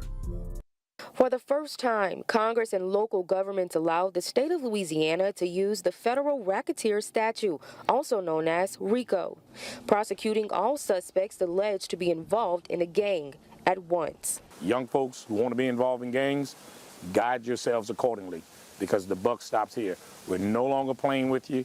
We're no longer dealing with you. we will start trying you under this RICO statute, trying your entire gangs. In this case, these 5 men could spend the rest of their lives behind bars for the shooting of Eugene Giroux. It happened on Pennsylvania Avenue in New Roads. Deputies say the victim was shot to 3 different guns back in 2021, and whoever had any involvement in the case will be held accountable. In one of Louisiana's first convictions under the Racketeer Influenced and Corrupt Organizations Act, RICO, 5 members of the Young and Reckless gang were sentenced to life in prison. The men were found guilty for the demise of Eugene Giroux III on January 21, 2021. The trial concluded on April 12 at the Pointe Coupée courthouse, where an emotional statement from the victim's family was read before the court. According to court documents, the men went to Giroux's home on Pennsylvania Avenue in New Roads, Louisiana, armed with multiple firearms, including an R rifle and 3 9mm pistols. The attack stemmed from an incident earlier that night when Jones' sister nearly met her demise from drugs obtained from the victim. Johnson, also known as Quarter Baby and believed to be the leader of the gang, orchestrated the deletion in retaliation. When the group arrived at Giroux's residence, they shot him 21 times after he answered the door, officials said. They say call themselves the Motion Boys. Deputies say they found several locations used to hide and distribute all this stuff, the drugs, across the parish. Those 6 are now facing street gang charges and several drug and gun charges. Deputies, though, are still looking for these 2 suspects in relation to that case. EBRSO says they believe Mitchell Johnson is the leader of the Motion Boys. Deputies say Chedrick Townsend is also involved. Authorities in East Baton Rouge Parish are on the hunt for 2 suspects after a major drug bust involving a group known as the Motion Boys. According to the East Baton Rouge Sheriff's Office, a 2-month investigation targeted multiple individuals associated with the group. Investigators identified several locations used by the suspects to hide and distribute drugs throughout the parish, as well as the group's leader, Mitchell Johnson, and several other co-conspirators. Officials are calling a major bust. Investigators say they've taken a dangerous gang off the streets of New Orleans. Scott, the gang is called the 6th Ward D-Block, and District Attorney Leon Canizero says the 11 men who make up the gang have terrorized an area of the 6th Ward near Dumaine and Broad Street for years. Right now, 10 men are in custody.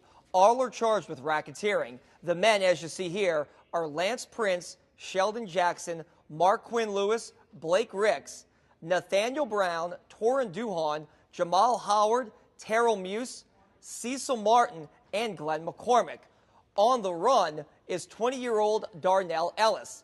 Leon Canizero says the men operated in the 2600 block of Dumaine Street. Canizero says this is the first time in more than 10 years that a local prosecutor has used the racketeering statute against the gang. As part of a push to lower the city's jail population due to the threat of the coronavirus, an accused drug gang ringleader was released on his own recognizance last week.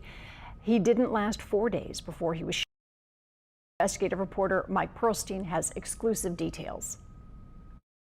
Due to the threat of the coronavirus, Glenn McCormick was released from Orleans Parish Jail Thursday.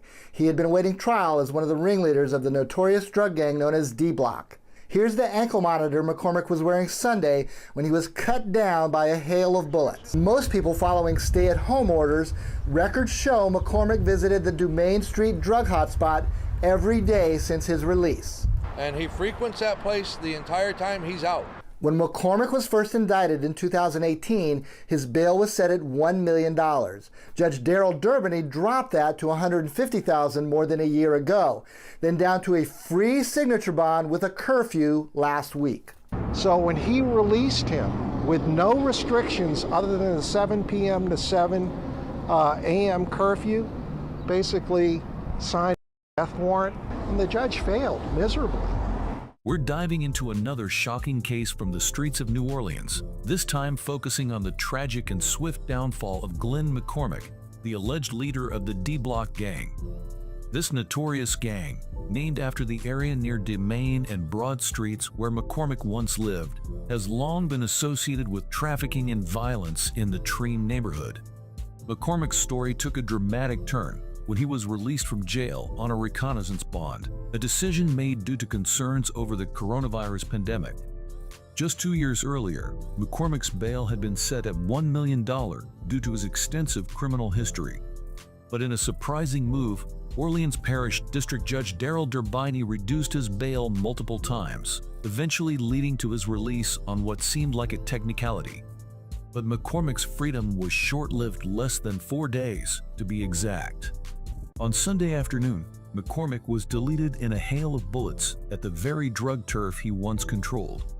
His release conditions included wearing an ankle monitor and following a curfew, but despite these measures, McCormick returned to his old stomping grounds immediately after his release.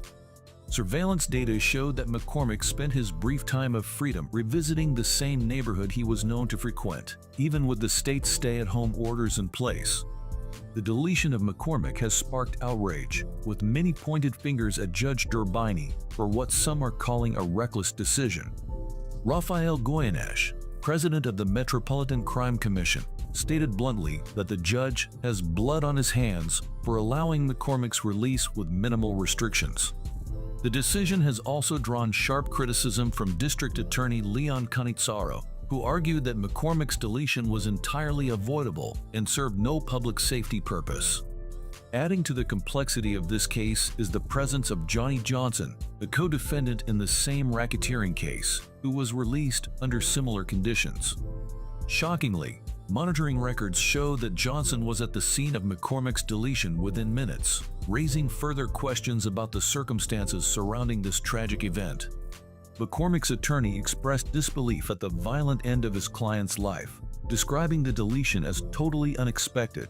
However, the speed and violence of McCormick's deletion have left many in the community in shock, with the incident serving as a stark reminder of the dangerous world of gang life and the often tragic consequences that come with it. 2 men in the alleged 3G gang pleaded not guilty to charges of racketeering and drugs and weapons.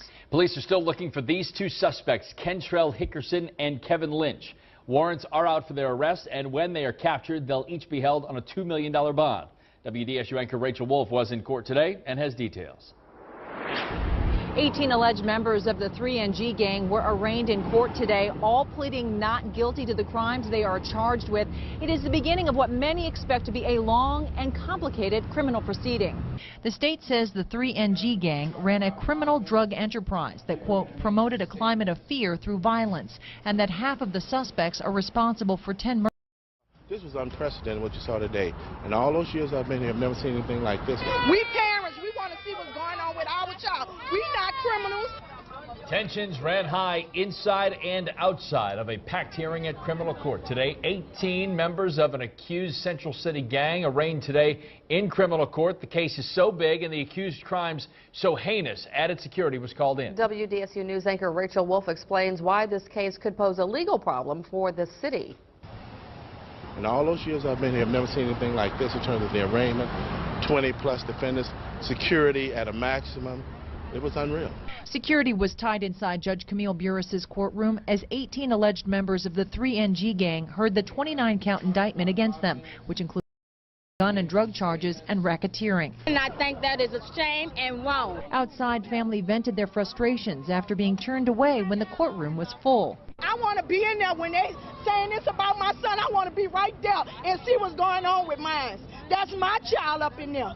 He haven't been found guilty of no crime. The state says the group ran a criminal drug enterprise in Central City that, quote, promoted a climate of fear through violence. We're delving into the chilling story of Kentrell "Black" Hickerson, the notorious leader of the 3NG gang, who was just handed a 100-year sentence for his role in leading one of New Orleans' most violent criminal enterprises. The 3NG gang, named after its home turf at 3rd and Galvez Streets, has been active in Central City for years, using violence to dominate the drug markets. This gang's rise to power left a trail of bloodshed across the city, including some of the most tragic and high-profile deletions New Orleans has seen. Hickerson, now 36, was convicted of racketeering and conspiracy to distribution, charges that stem from his leadership in the gang's drug-dealing operations. Orleans Parish Criminal District Court Judge Camille Burris sentenced Hickerson to 100 years at hard labor in state prison.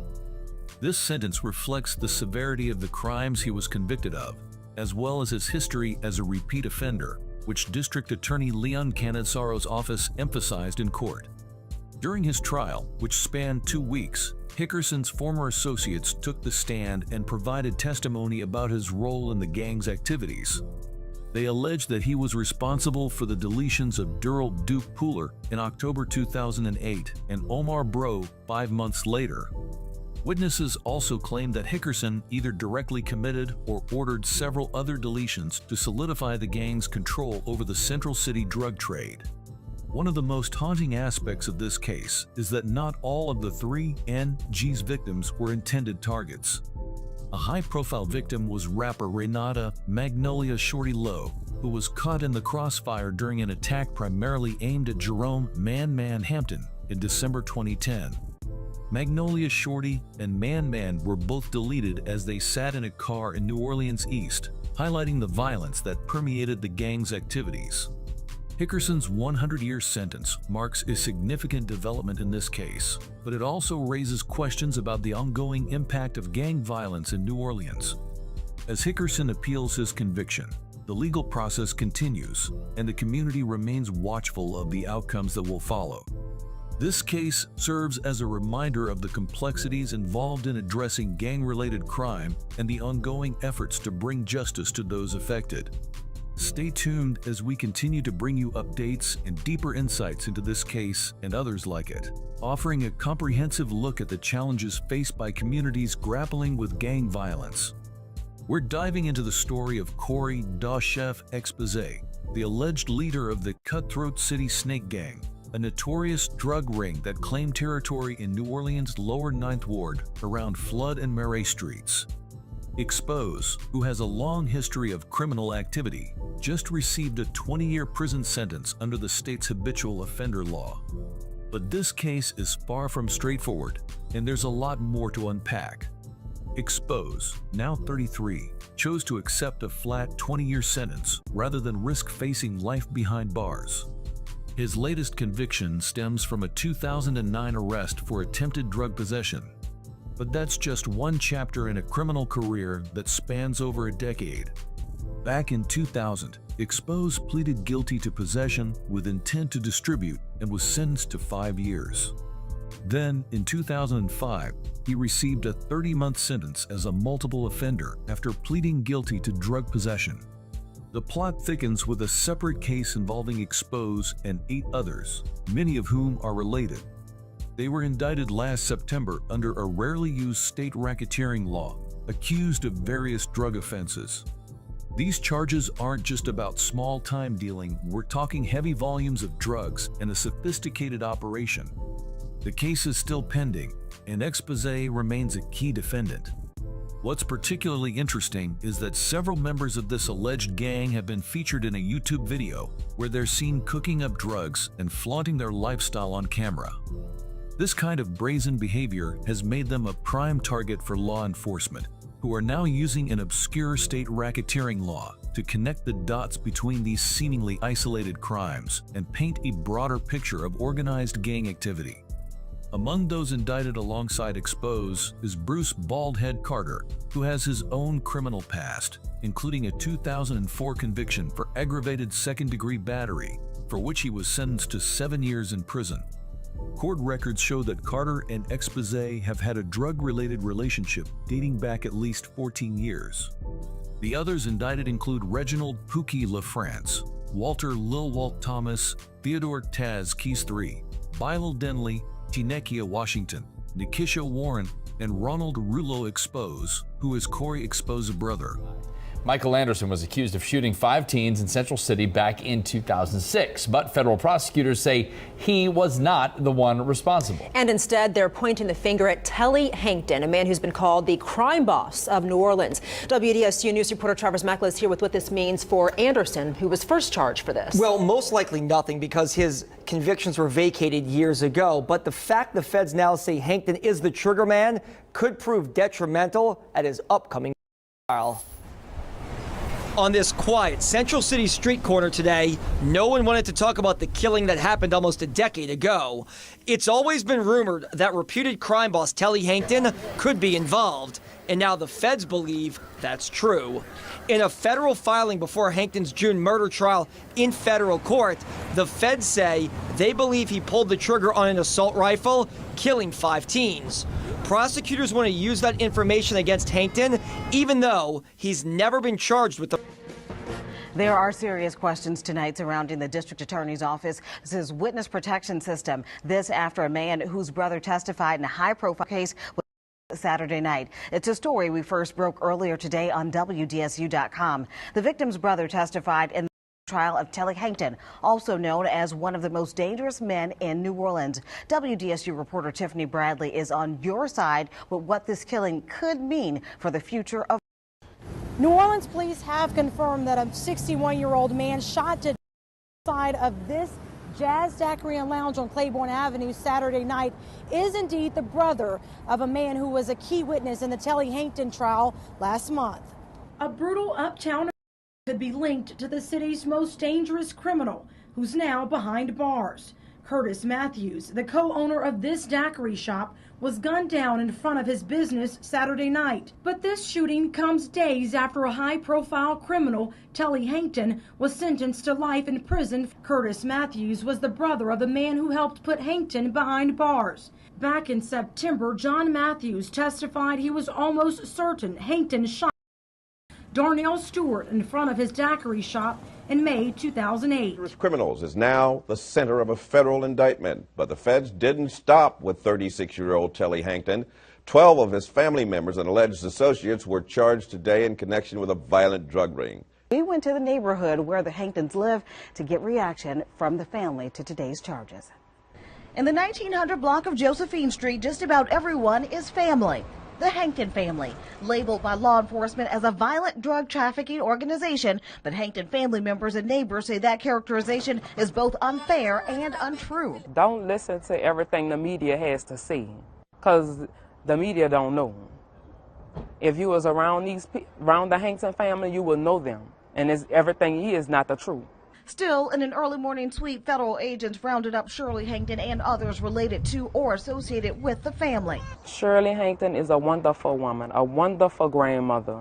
In all, 13 people have been named in this federal indictment with charges ranging from conspiracy and money laundering to drug dealing and murder. The government says Telly Hankton is the leader of the group. Investigators allege the criminal activity dates back more than 15 years, spans 2 states, and includes 4 of which happened here at the Jazz Daiquiri Lounge on Claiborne. The city's most dangerous criminal is scheduled to start today.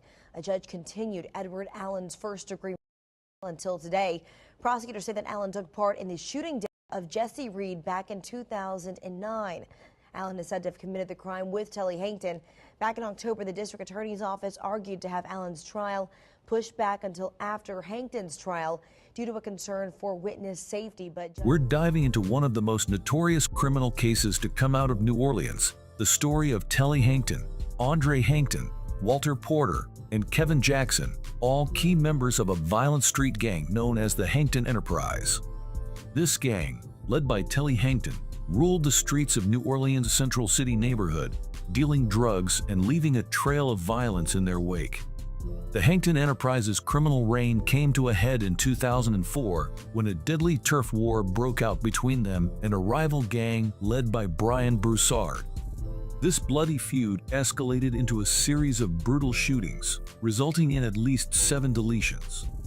4 of these violent encounters became the focal point of the charges that ultimately brought down the Hankton Enterprise. One of the most chilling incidents was the deletion of Darnell Stewart, a member of Broussard's gang. Stewart had been involved in the deletion of Telly's cousin, George Hankton. Seeking revenge, Andre and Telly tracked down Stewart in broad daylight on Claiborne Avenue. After a high-speed chase, Telly jumped out of the car, and after Andre rammed Stewart with their vehicle, Telly stood over Stewart and hit him 10 times, deleting him on the spot. This cold-blooded execution was caught on surveillance footage from a nearby daiquiri shop, footage that would later play a crucial role in the case against them. But the violence didn't stop there. About a year later, Telly hired Walter Porter to take out Jesse Reed, another member of Broussard's gang, as further revenge for George's deletion. With the help of Kevin Jackson, they tracked Reed down and executed him in a gruesome attack, hitting him 50 times. Telly, already in prison for his role in Reed's deletion, continued to orchestrate violence from behind bars, ordering the deletion of the Duckwary shop owner who had provided the crucial surveillance footage to the police. The Duckwary shop owner survived an assassination attempt in 2010, but the following year, his brother was not so lucky. Porter, following Telly's orders, deleted the brother in what appeared to be a revenge deletion. The Hankton Enterprises' reign of terror finally came to an end in 2014 when a federal grand jury indicted Telly, Andre, Porter, Jackson, and 9 others on charges including violations of the Racketeer Influenced and Corrupt Organizations Act, RICO, drug trafficking, illegal gun possession, and violent crimes in aid of racketeering. Their trial, held 2 years later, was a massive affair with dozens of exhibits and testimony from over 70 witnesses. The jury delivered a mixed verdict, convicting the defendants on some charges while acquitting them on others. This case serves as a stark reminder of the deadly consequences of gang violence and the relentless pursuit of justice by law enforcement to bring those responsible to account. 3 men and 1 woman. Now, the DA's office says that at the time of these crimes, their ages ranged from 16 to the early 20s. Now, the DA also says that there are additional warrants out for the arrest of defendants associated with this group. The group has been connected to a violent crime spree over the summer, including multiple auto burglaries, an armed robbery in August, plus a pistol whipping and murder at Shamrock Bar and a shooting across from Kip Central back in September. They were able to tie these individuals to evidence found by both NOPD and Louisiana State Police. Let's start with who these people are, because this gang is different from what New Orleans has dealt with before. The Glock Boys operate across Orleans Parish and Jefferson Parish.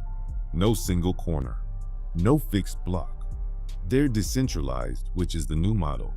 They hit mid-city, the 7th Ward, Central City. Their crimes span multiple neighborhoods and 2 parishes. Law enforcement had to track them across the city before the pattern became clear. They also go by another name, the Fox 8 Boys. That name tells you everything. Not named after a block or a set named for their obsession with media coverage. These guys watched documentaries about gangs and wanted that level of notoriety. They filmed themselves. They bragged online. They posted crimes to social media. In the end, that same digital trail is what helped take them down. The 4 members indicted in December 2024. Davon Twin Davis, 19 years old, one of the primary defendants, charged with armed robbery, attempted deletion, second-degree deletion, and RICO. Davis participated in the most violent incidents and became one of the 2 members hit with the racketeering count. Jomar Gliz Walsh, 18 to 19 years old, the other core defendant, also charged with deletion, attempted deletion, and RICO. Walsh was present at the Kip Academy shooting and the Shamrock Bar deletion. He and Davis are the Enterprise's racketeering anchors. Carlos Los Taylor, 17 years old, the youngest member, armed robbery, attempted deletion, and later, one of the most audacious escape attempts this city has seen in years. We'll get to that. Shanti Mark, 24 to 25 years old, alleged gang associate, charged with second-degree deletion and battery with a dangerous weapon in connection with the Shamrock Bar demise. Mark worked as a patient care specialist at a local hospital. She was also a mother of 4 children, aged 3 to 7. And this was not her first encounter with law enforcement. These aren't anonymous figures. These are real people with real names, and they left a trail of real victims behind them. The gang's name is also deliberate. Glock Boys isn't just branding. Law enforcement has documented a sharp rise in the use of Glock switches in New Orleans small conversion devices that turn a semi-automatic handgun into a fully automatic weapon. Pull the trigger once. It doesn't stop. 30 rounds in seconds. The Kip Academy shooting? More than 30 bullets. That's not a semi-automatic. That's a switch. Office announced grand jury indictments for members of a notorious gang. Glock Boys have been on a violent crime spree across Orleans and Jefferson parishes. We had a very clear picture of just how violent this group was and just how pervasive their activity was over the summer of 2024. 3 men and 1 woman between the ages of 16 and 25 were tied to the Glock Boys. This is not a group of young men who are doing delinquent things. This is not a group of loosely associated neighbors who are making bad decisions. This is an organized criminal network. The 4 suspects now face formal charges for a litany of crimes. It starts with cars. The Glock Boys didn't build their arsenal by buying weapons legally or connecting to a supply chain. They went simpler. They broke into parked cars and stole the firearms inside, over and over, across multiple neighborhoods, through July, August, and into September of 2024. Rafael Goyeneche of the Metropolitan Crime Commission noted the shift. Gangs like the Glock Boys are no longer centralized in one location, and they're no longer running drug operations either. This crew's model was weapon theft feeding directly into violent crime. Steal a gun, use it, steal another. That pipeline auto burglaries turning into deletions is exactly the kind of ongoing enterprise structure that RICO is built to prosecute. 6 weeks into the summer, Davis and Taylor committed an armed robbery using a firearm. Count 1 of the indictment. This was not impulsive. This was a 19-year-old and a 17-year-old working together with a gun, taking what they wanted from someone who couldn't stop them. 2 weeks later, the same pair would be standing near a school with 30 rounds going off around them. The escalation wasn't random. It was a pattern. 24-year-old Shantae Mark has been arrested in connection with the 29-year-old Raven Francis. She was shot after a fight involving a large group of people early Sunday morning in the parking lot of the Shamrock Bar and Grill on South Carrollton. Police say they picked up Shantae Mark this morning at a hotel in Chalmette after they secured a warrant for her arrest. Now, family members of Raven Francis say she was out with her sisters when there was a fight in the parking lot along Carrollton, and they attempted to leave the area. As they were driving away, someone opened fire, hitting Francis in the head and causing the car to hit a fire hydrant and flip over. Francis leaves behind 4 kids, the youngest just 6 months old. Last night, her family held a memorial for her. 24-year-old Shantae Mark is no stranger to law enforcement. In May of last year, Mark and a man were arrested in connection with the March 2023 of a 19-year-old on Almonaster. The DA's office would later refuse those charges, saying in part, quote, "While there was some evidence Mark may have been in the same vehicle with the victim on the morning of there was insufficient evidence that she participated in any way with the shooting. The investigation was unable to yield any eyewitnesses to the crime. In addition, investigators were unable to recover any physical evidence, forensic evidence, or video evidence of who the actual perpetrator was. Court records obtained by Fox 8 also reveal new details. Records show investigators obtained several different pieces of video showing the fight outside the Shamrock Bar and Grill leading up to Francis's killing. The video, court documents say, also shows Mark leaving the melee and running back to a car, then returning carrying a gun and beating a victim with it. Detectives believe that's when Mark called 2 men in a black SUV to the parking lot. Detectives say a witness told them Mark entered the SUV, and when Francis and her friends and sisters went to leave, detectives say video shows the SUV following them and someone inside opening fire. Mark was arrested Wednesday at a hotel. New Orleans police arrested 18-year-old Jomar Gliz Walsh and Devon Davis for the shooting death of 29-year-old Raven Francis outside of Shamrock Bar. Police say on September 1st, Francis, 3 of her sisters, and a friend were in a fight with another group of women in the bar's parking lot. It's not even 3 a.m. on September 1st, 2024. The Shamrock Bar and Grill on South Carrollton Avenue. A large group of women are in the parking lot when a fight breaks out. Shantae Mark is in the middle of it. According to the arrest warrant, Mark retrieved a firearm from her white Nissan Altima and used it to beat one of the women, a separate charge of battery with a dangerous weapon. But she wasn't done. Mark called in reinforcements. 2 men arrive in a black SUV. Surveillance cameras capture everything. Mark's white Altima and the black SUV circling the lot. Mark climbs into the SUV with the 2 men. Raven Francis and her group try to leave. They don't make it. The SUV pursues their vehicle through the parking lot. Gunshots erupt. Raven Francis is hit. Her car strikes a fire hydrant and flips over at the corner of Bodan in South Solomon Streets.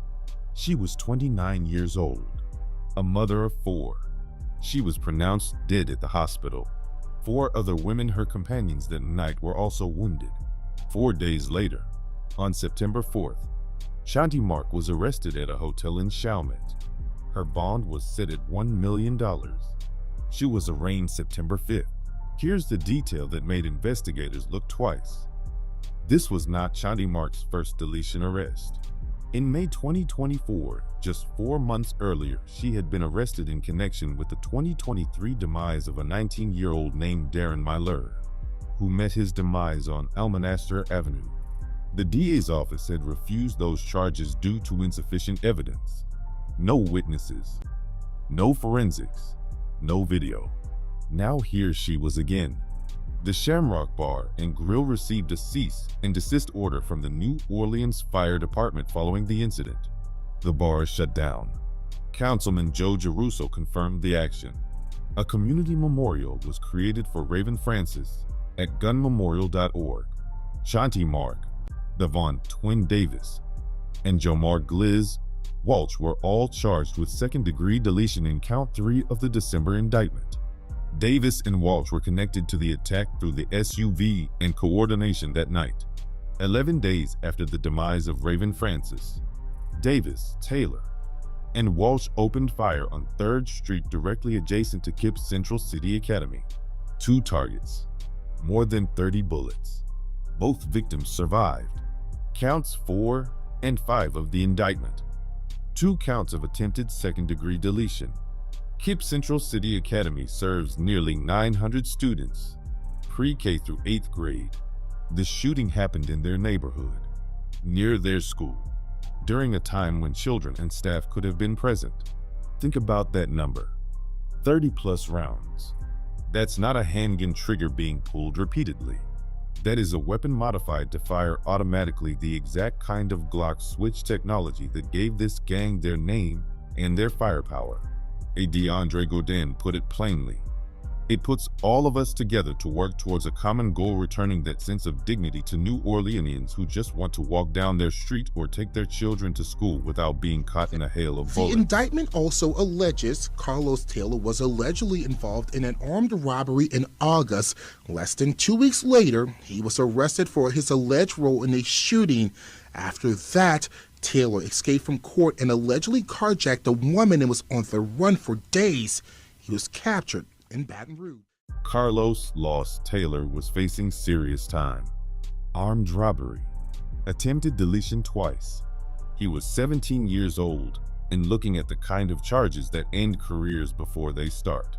So he decided to run. After his arrest for the Kipp Academy shooting, Taylor was in custody in Orleans Parish when he escaped from the courthouse. Not a prison break, not a late-night escape from a cell. He walked out of court. Then he made it worse. Taylor carjacked a woman, took her vehicle at gunpoint, and disappeared. What followed was a multi-day manhunt that stretched across Louisiana. Law enforcement from NOPD, Louisiana State Police, and other agencies were looking for a teenage gang member who had just committed a new felony while running from a murder-adjacent case. They found him in Baton Rouge. As one investigator described it, "This is the kind of stuff you see in movies, but it's the reality NOPD has been dealing with." Taylor was brought back to face not just the original charges from the indictment, but new charges: escape from custody and carjacking. His case is now among the most complex of the 4 defendants, a teenager with a stack of violent felonies, a dramatic escape on record, and trials pending through 2026. Carlos Taylor was 17 when all of this started. He was 17 when he committed armed robbery with Davis. He was 17 when those 30-plus bullets flew near a school full of children. And he was 17 when he ran from a courthouse and grabbed a stranger's car. In New Orleans, that kind of escalation in that kind of time frame is what gets the district attorney to call a press conference. Tonight, WDSU has obtained grand jury indictment documents identifying 4 alleged members of a notorious gang prosecutors say is responsible for several high-profile crimes, including murder. But these 4 individuals, police say, are just part of a larger effort to track the Glock Boys gang and shut down its operations. December 19, 2024. Orleans Parish District Attorney Jason Williams stood at a podium and announced something that stunned even the experts. A RICO indictment. 4 defendants. 6 counts. Built in 4.5 months. Raphael Goyeneche of the Metropolitan Crime Commission didn't mince words. This is unusual for a RICO case to be put together as quickly as this. That's an understatement. RICO cases prosecutions under the Racketeer-Influenced and Corrupt Organizations Act typically take 2 to 5 years to build. Federal cases, years of surveillance, wiretaps, grand juries, the whole apparatus. D. Williams and his team built this case in the time it takes most prosecutors to organize their evidence files. How? The Glock Boys documented themselves. They posted on social media. They filmed their activities. They bragged online. Every post, every video, every digital interaction became evidence. Investigators didn't need years of wiretaps. The gang was broadcasting their own criminal enterprise in real time. RICO requires prosecutors to show an enterprise, an ongoing organized criminal structure. The Glock Boys handed them one on a platter. Auto burglaries to steal weapons. Robbery to fund operations. Coordinated shootings with multiple members playing different roles: drivers, shooters, coordinators. Escalation over 5 consecutive months with identifiable members at each step. Assistant District Attorney Andre Godin, the screening division chief who led the prosecution, explained the strategy. We had a very clear picture of just how violent this group was and just how pervasive their activity was over the summer of 2024. The case wasn't built by one office. NOPD provided the ground-level investigation. Louisiana State Police contributed resources and coordination. Jefferson Parish Sheriff's Office covered the gang's secondary territory. The ATF Bureau of Alcohol, Tobacco, Firearms, and Explosives was brought in for the weapons crimes, specifically the illegal Glock switches and stolen firearms. ADA Godin was direct about what this represents. This is not in a silo. It is not separated by agency, vision, or unit. It is collaborative. D. Williams was even more pointed. We are coordinated, and we are strategic, and we are looking for the next set of violent individuals that are wreaking havoc. He also said something that cut through all the political noise. We're all on the same team. Doesn't matter whether you are Republican or Democrat, black or white, rich or poor. This is New Orleanians against the shooters. As of May 2026, here's where each member stands. Davon Twin Davis charged on 5 counts. Armed robbery, deletion, 2 counts of attempted deletion, and RICO. Trials ongoing through 2026. No sentencing yet. If convicted on the RICO count alone, he's looking at decades. Jomar Gliz Walsh charged on 4 counts. Deletion, attempted deletion, and RICO. Same position as Davis trials ongoing. His role in both the Shamrock Bar murder and the school shooting places him at the center of the most serious charges. Shanti Mark charged with deletion and battery with a dangerous weapon. Her trial is pending. She is a mother of 4 children between the ages of 3 and 7. She had a prior charge that was refused by the DA's office in 2024, a decision that looks very different in hindsight. The DA's office has never publicly addressed that prior refusal in the context of the Shamrock Bar case. Carlos Loss Taylor faces the original indictment charges plus escape from custody and carjacking. His case is the most complicated of the 4. He was 17 when the crime spree began. He is the youngest member of the group, and he is now the defendant with the longest list of charges. As of May 2026, here's where each member stands. Davon Twin Davis charged on 5 counts. Armed robbery, deletion, 2 counts of attempted deletion, and RICO. Trials ongoing through 2026.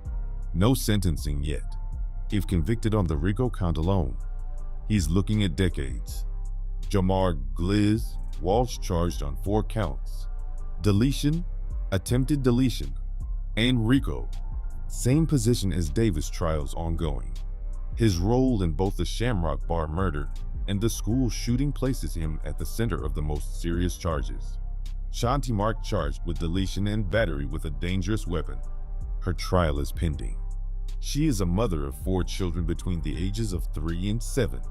She had a prior charge that was refused by the DA's office in 2024, a decision that looks very different in hindsight. The DA's office has never publicly addressed that prior refusal in the context of the Shamrock Bar case. Carlos Lost Taylor faces the original indictment charges plus escape from custody and carjacking. His case is the most complicated of the 4. He was 17 when the crime spree began. He is the youngest member of the group, and he is now the defendant with the longest list of charges. The open warrants. At the December 19th press conference, D. Williams was explicit. The indictment of 4 people does not mean the Glock Boys are finished. Additional warrants are outstanding. More arrests are coming. The software analysis puts it plainly. The dismantling of the Glock Boys' New Orleans hierarchy isn't finished. With more warrants outstanding and trials set to continue through 2026, the city is watching closely to see if these high-pressure tactics actually lower the deletion rate or just create a vacuum for the next group to fill. That last question is the one nobody wants to answer. RICO cases dismantle organizations. They don't erase the conditions that create them. New Orleans overall saw a 26% drop in crime in 2024 compared to 2023. That's real progress. But the Glock Boys operated in the space that remains concentrated, fast-moving, and violent. No drug corners to disrupt. No hierarchy to flip.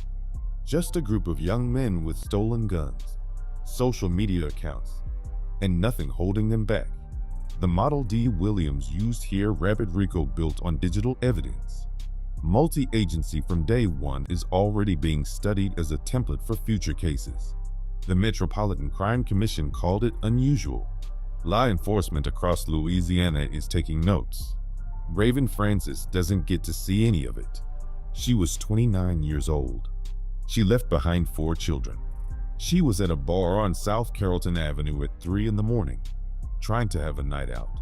She has a memorial at gunmemorial.org, paid for by a gun violence prevention organization.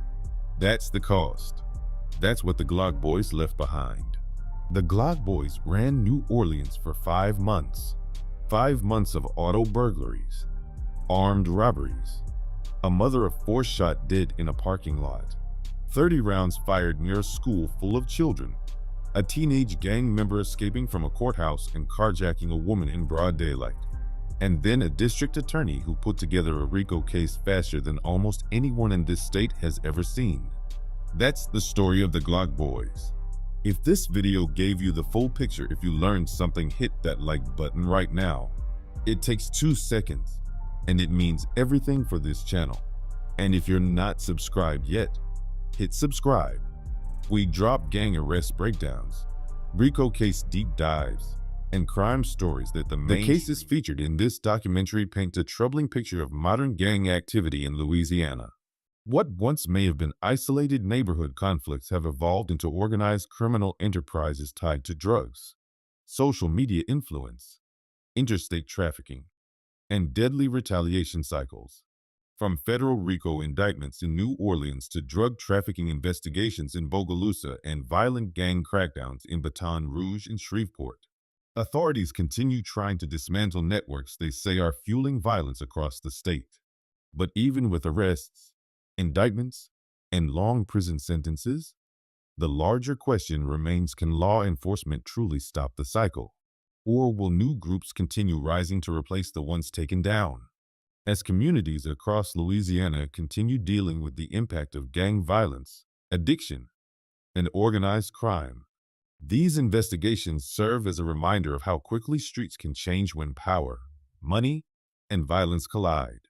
This has been a look inside Louisiana's gang indictments, drug operations, and criminal networks, the stories behind the headlines, and the reality unfolding across the Bayou State.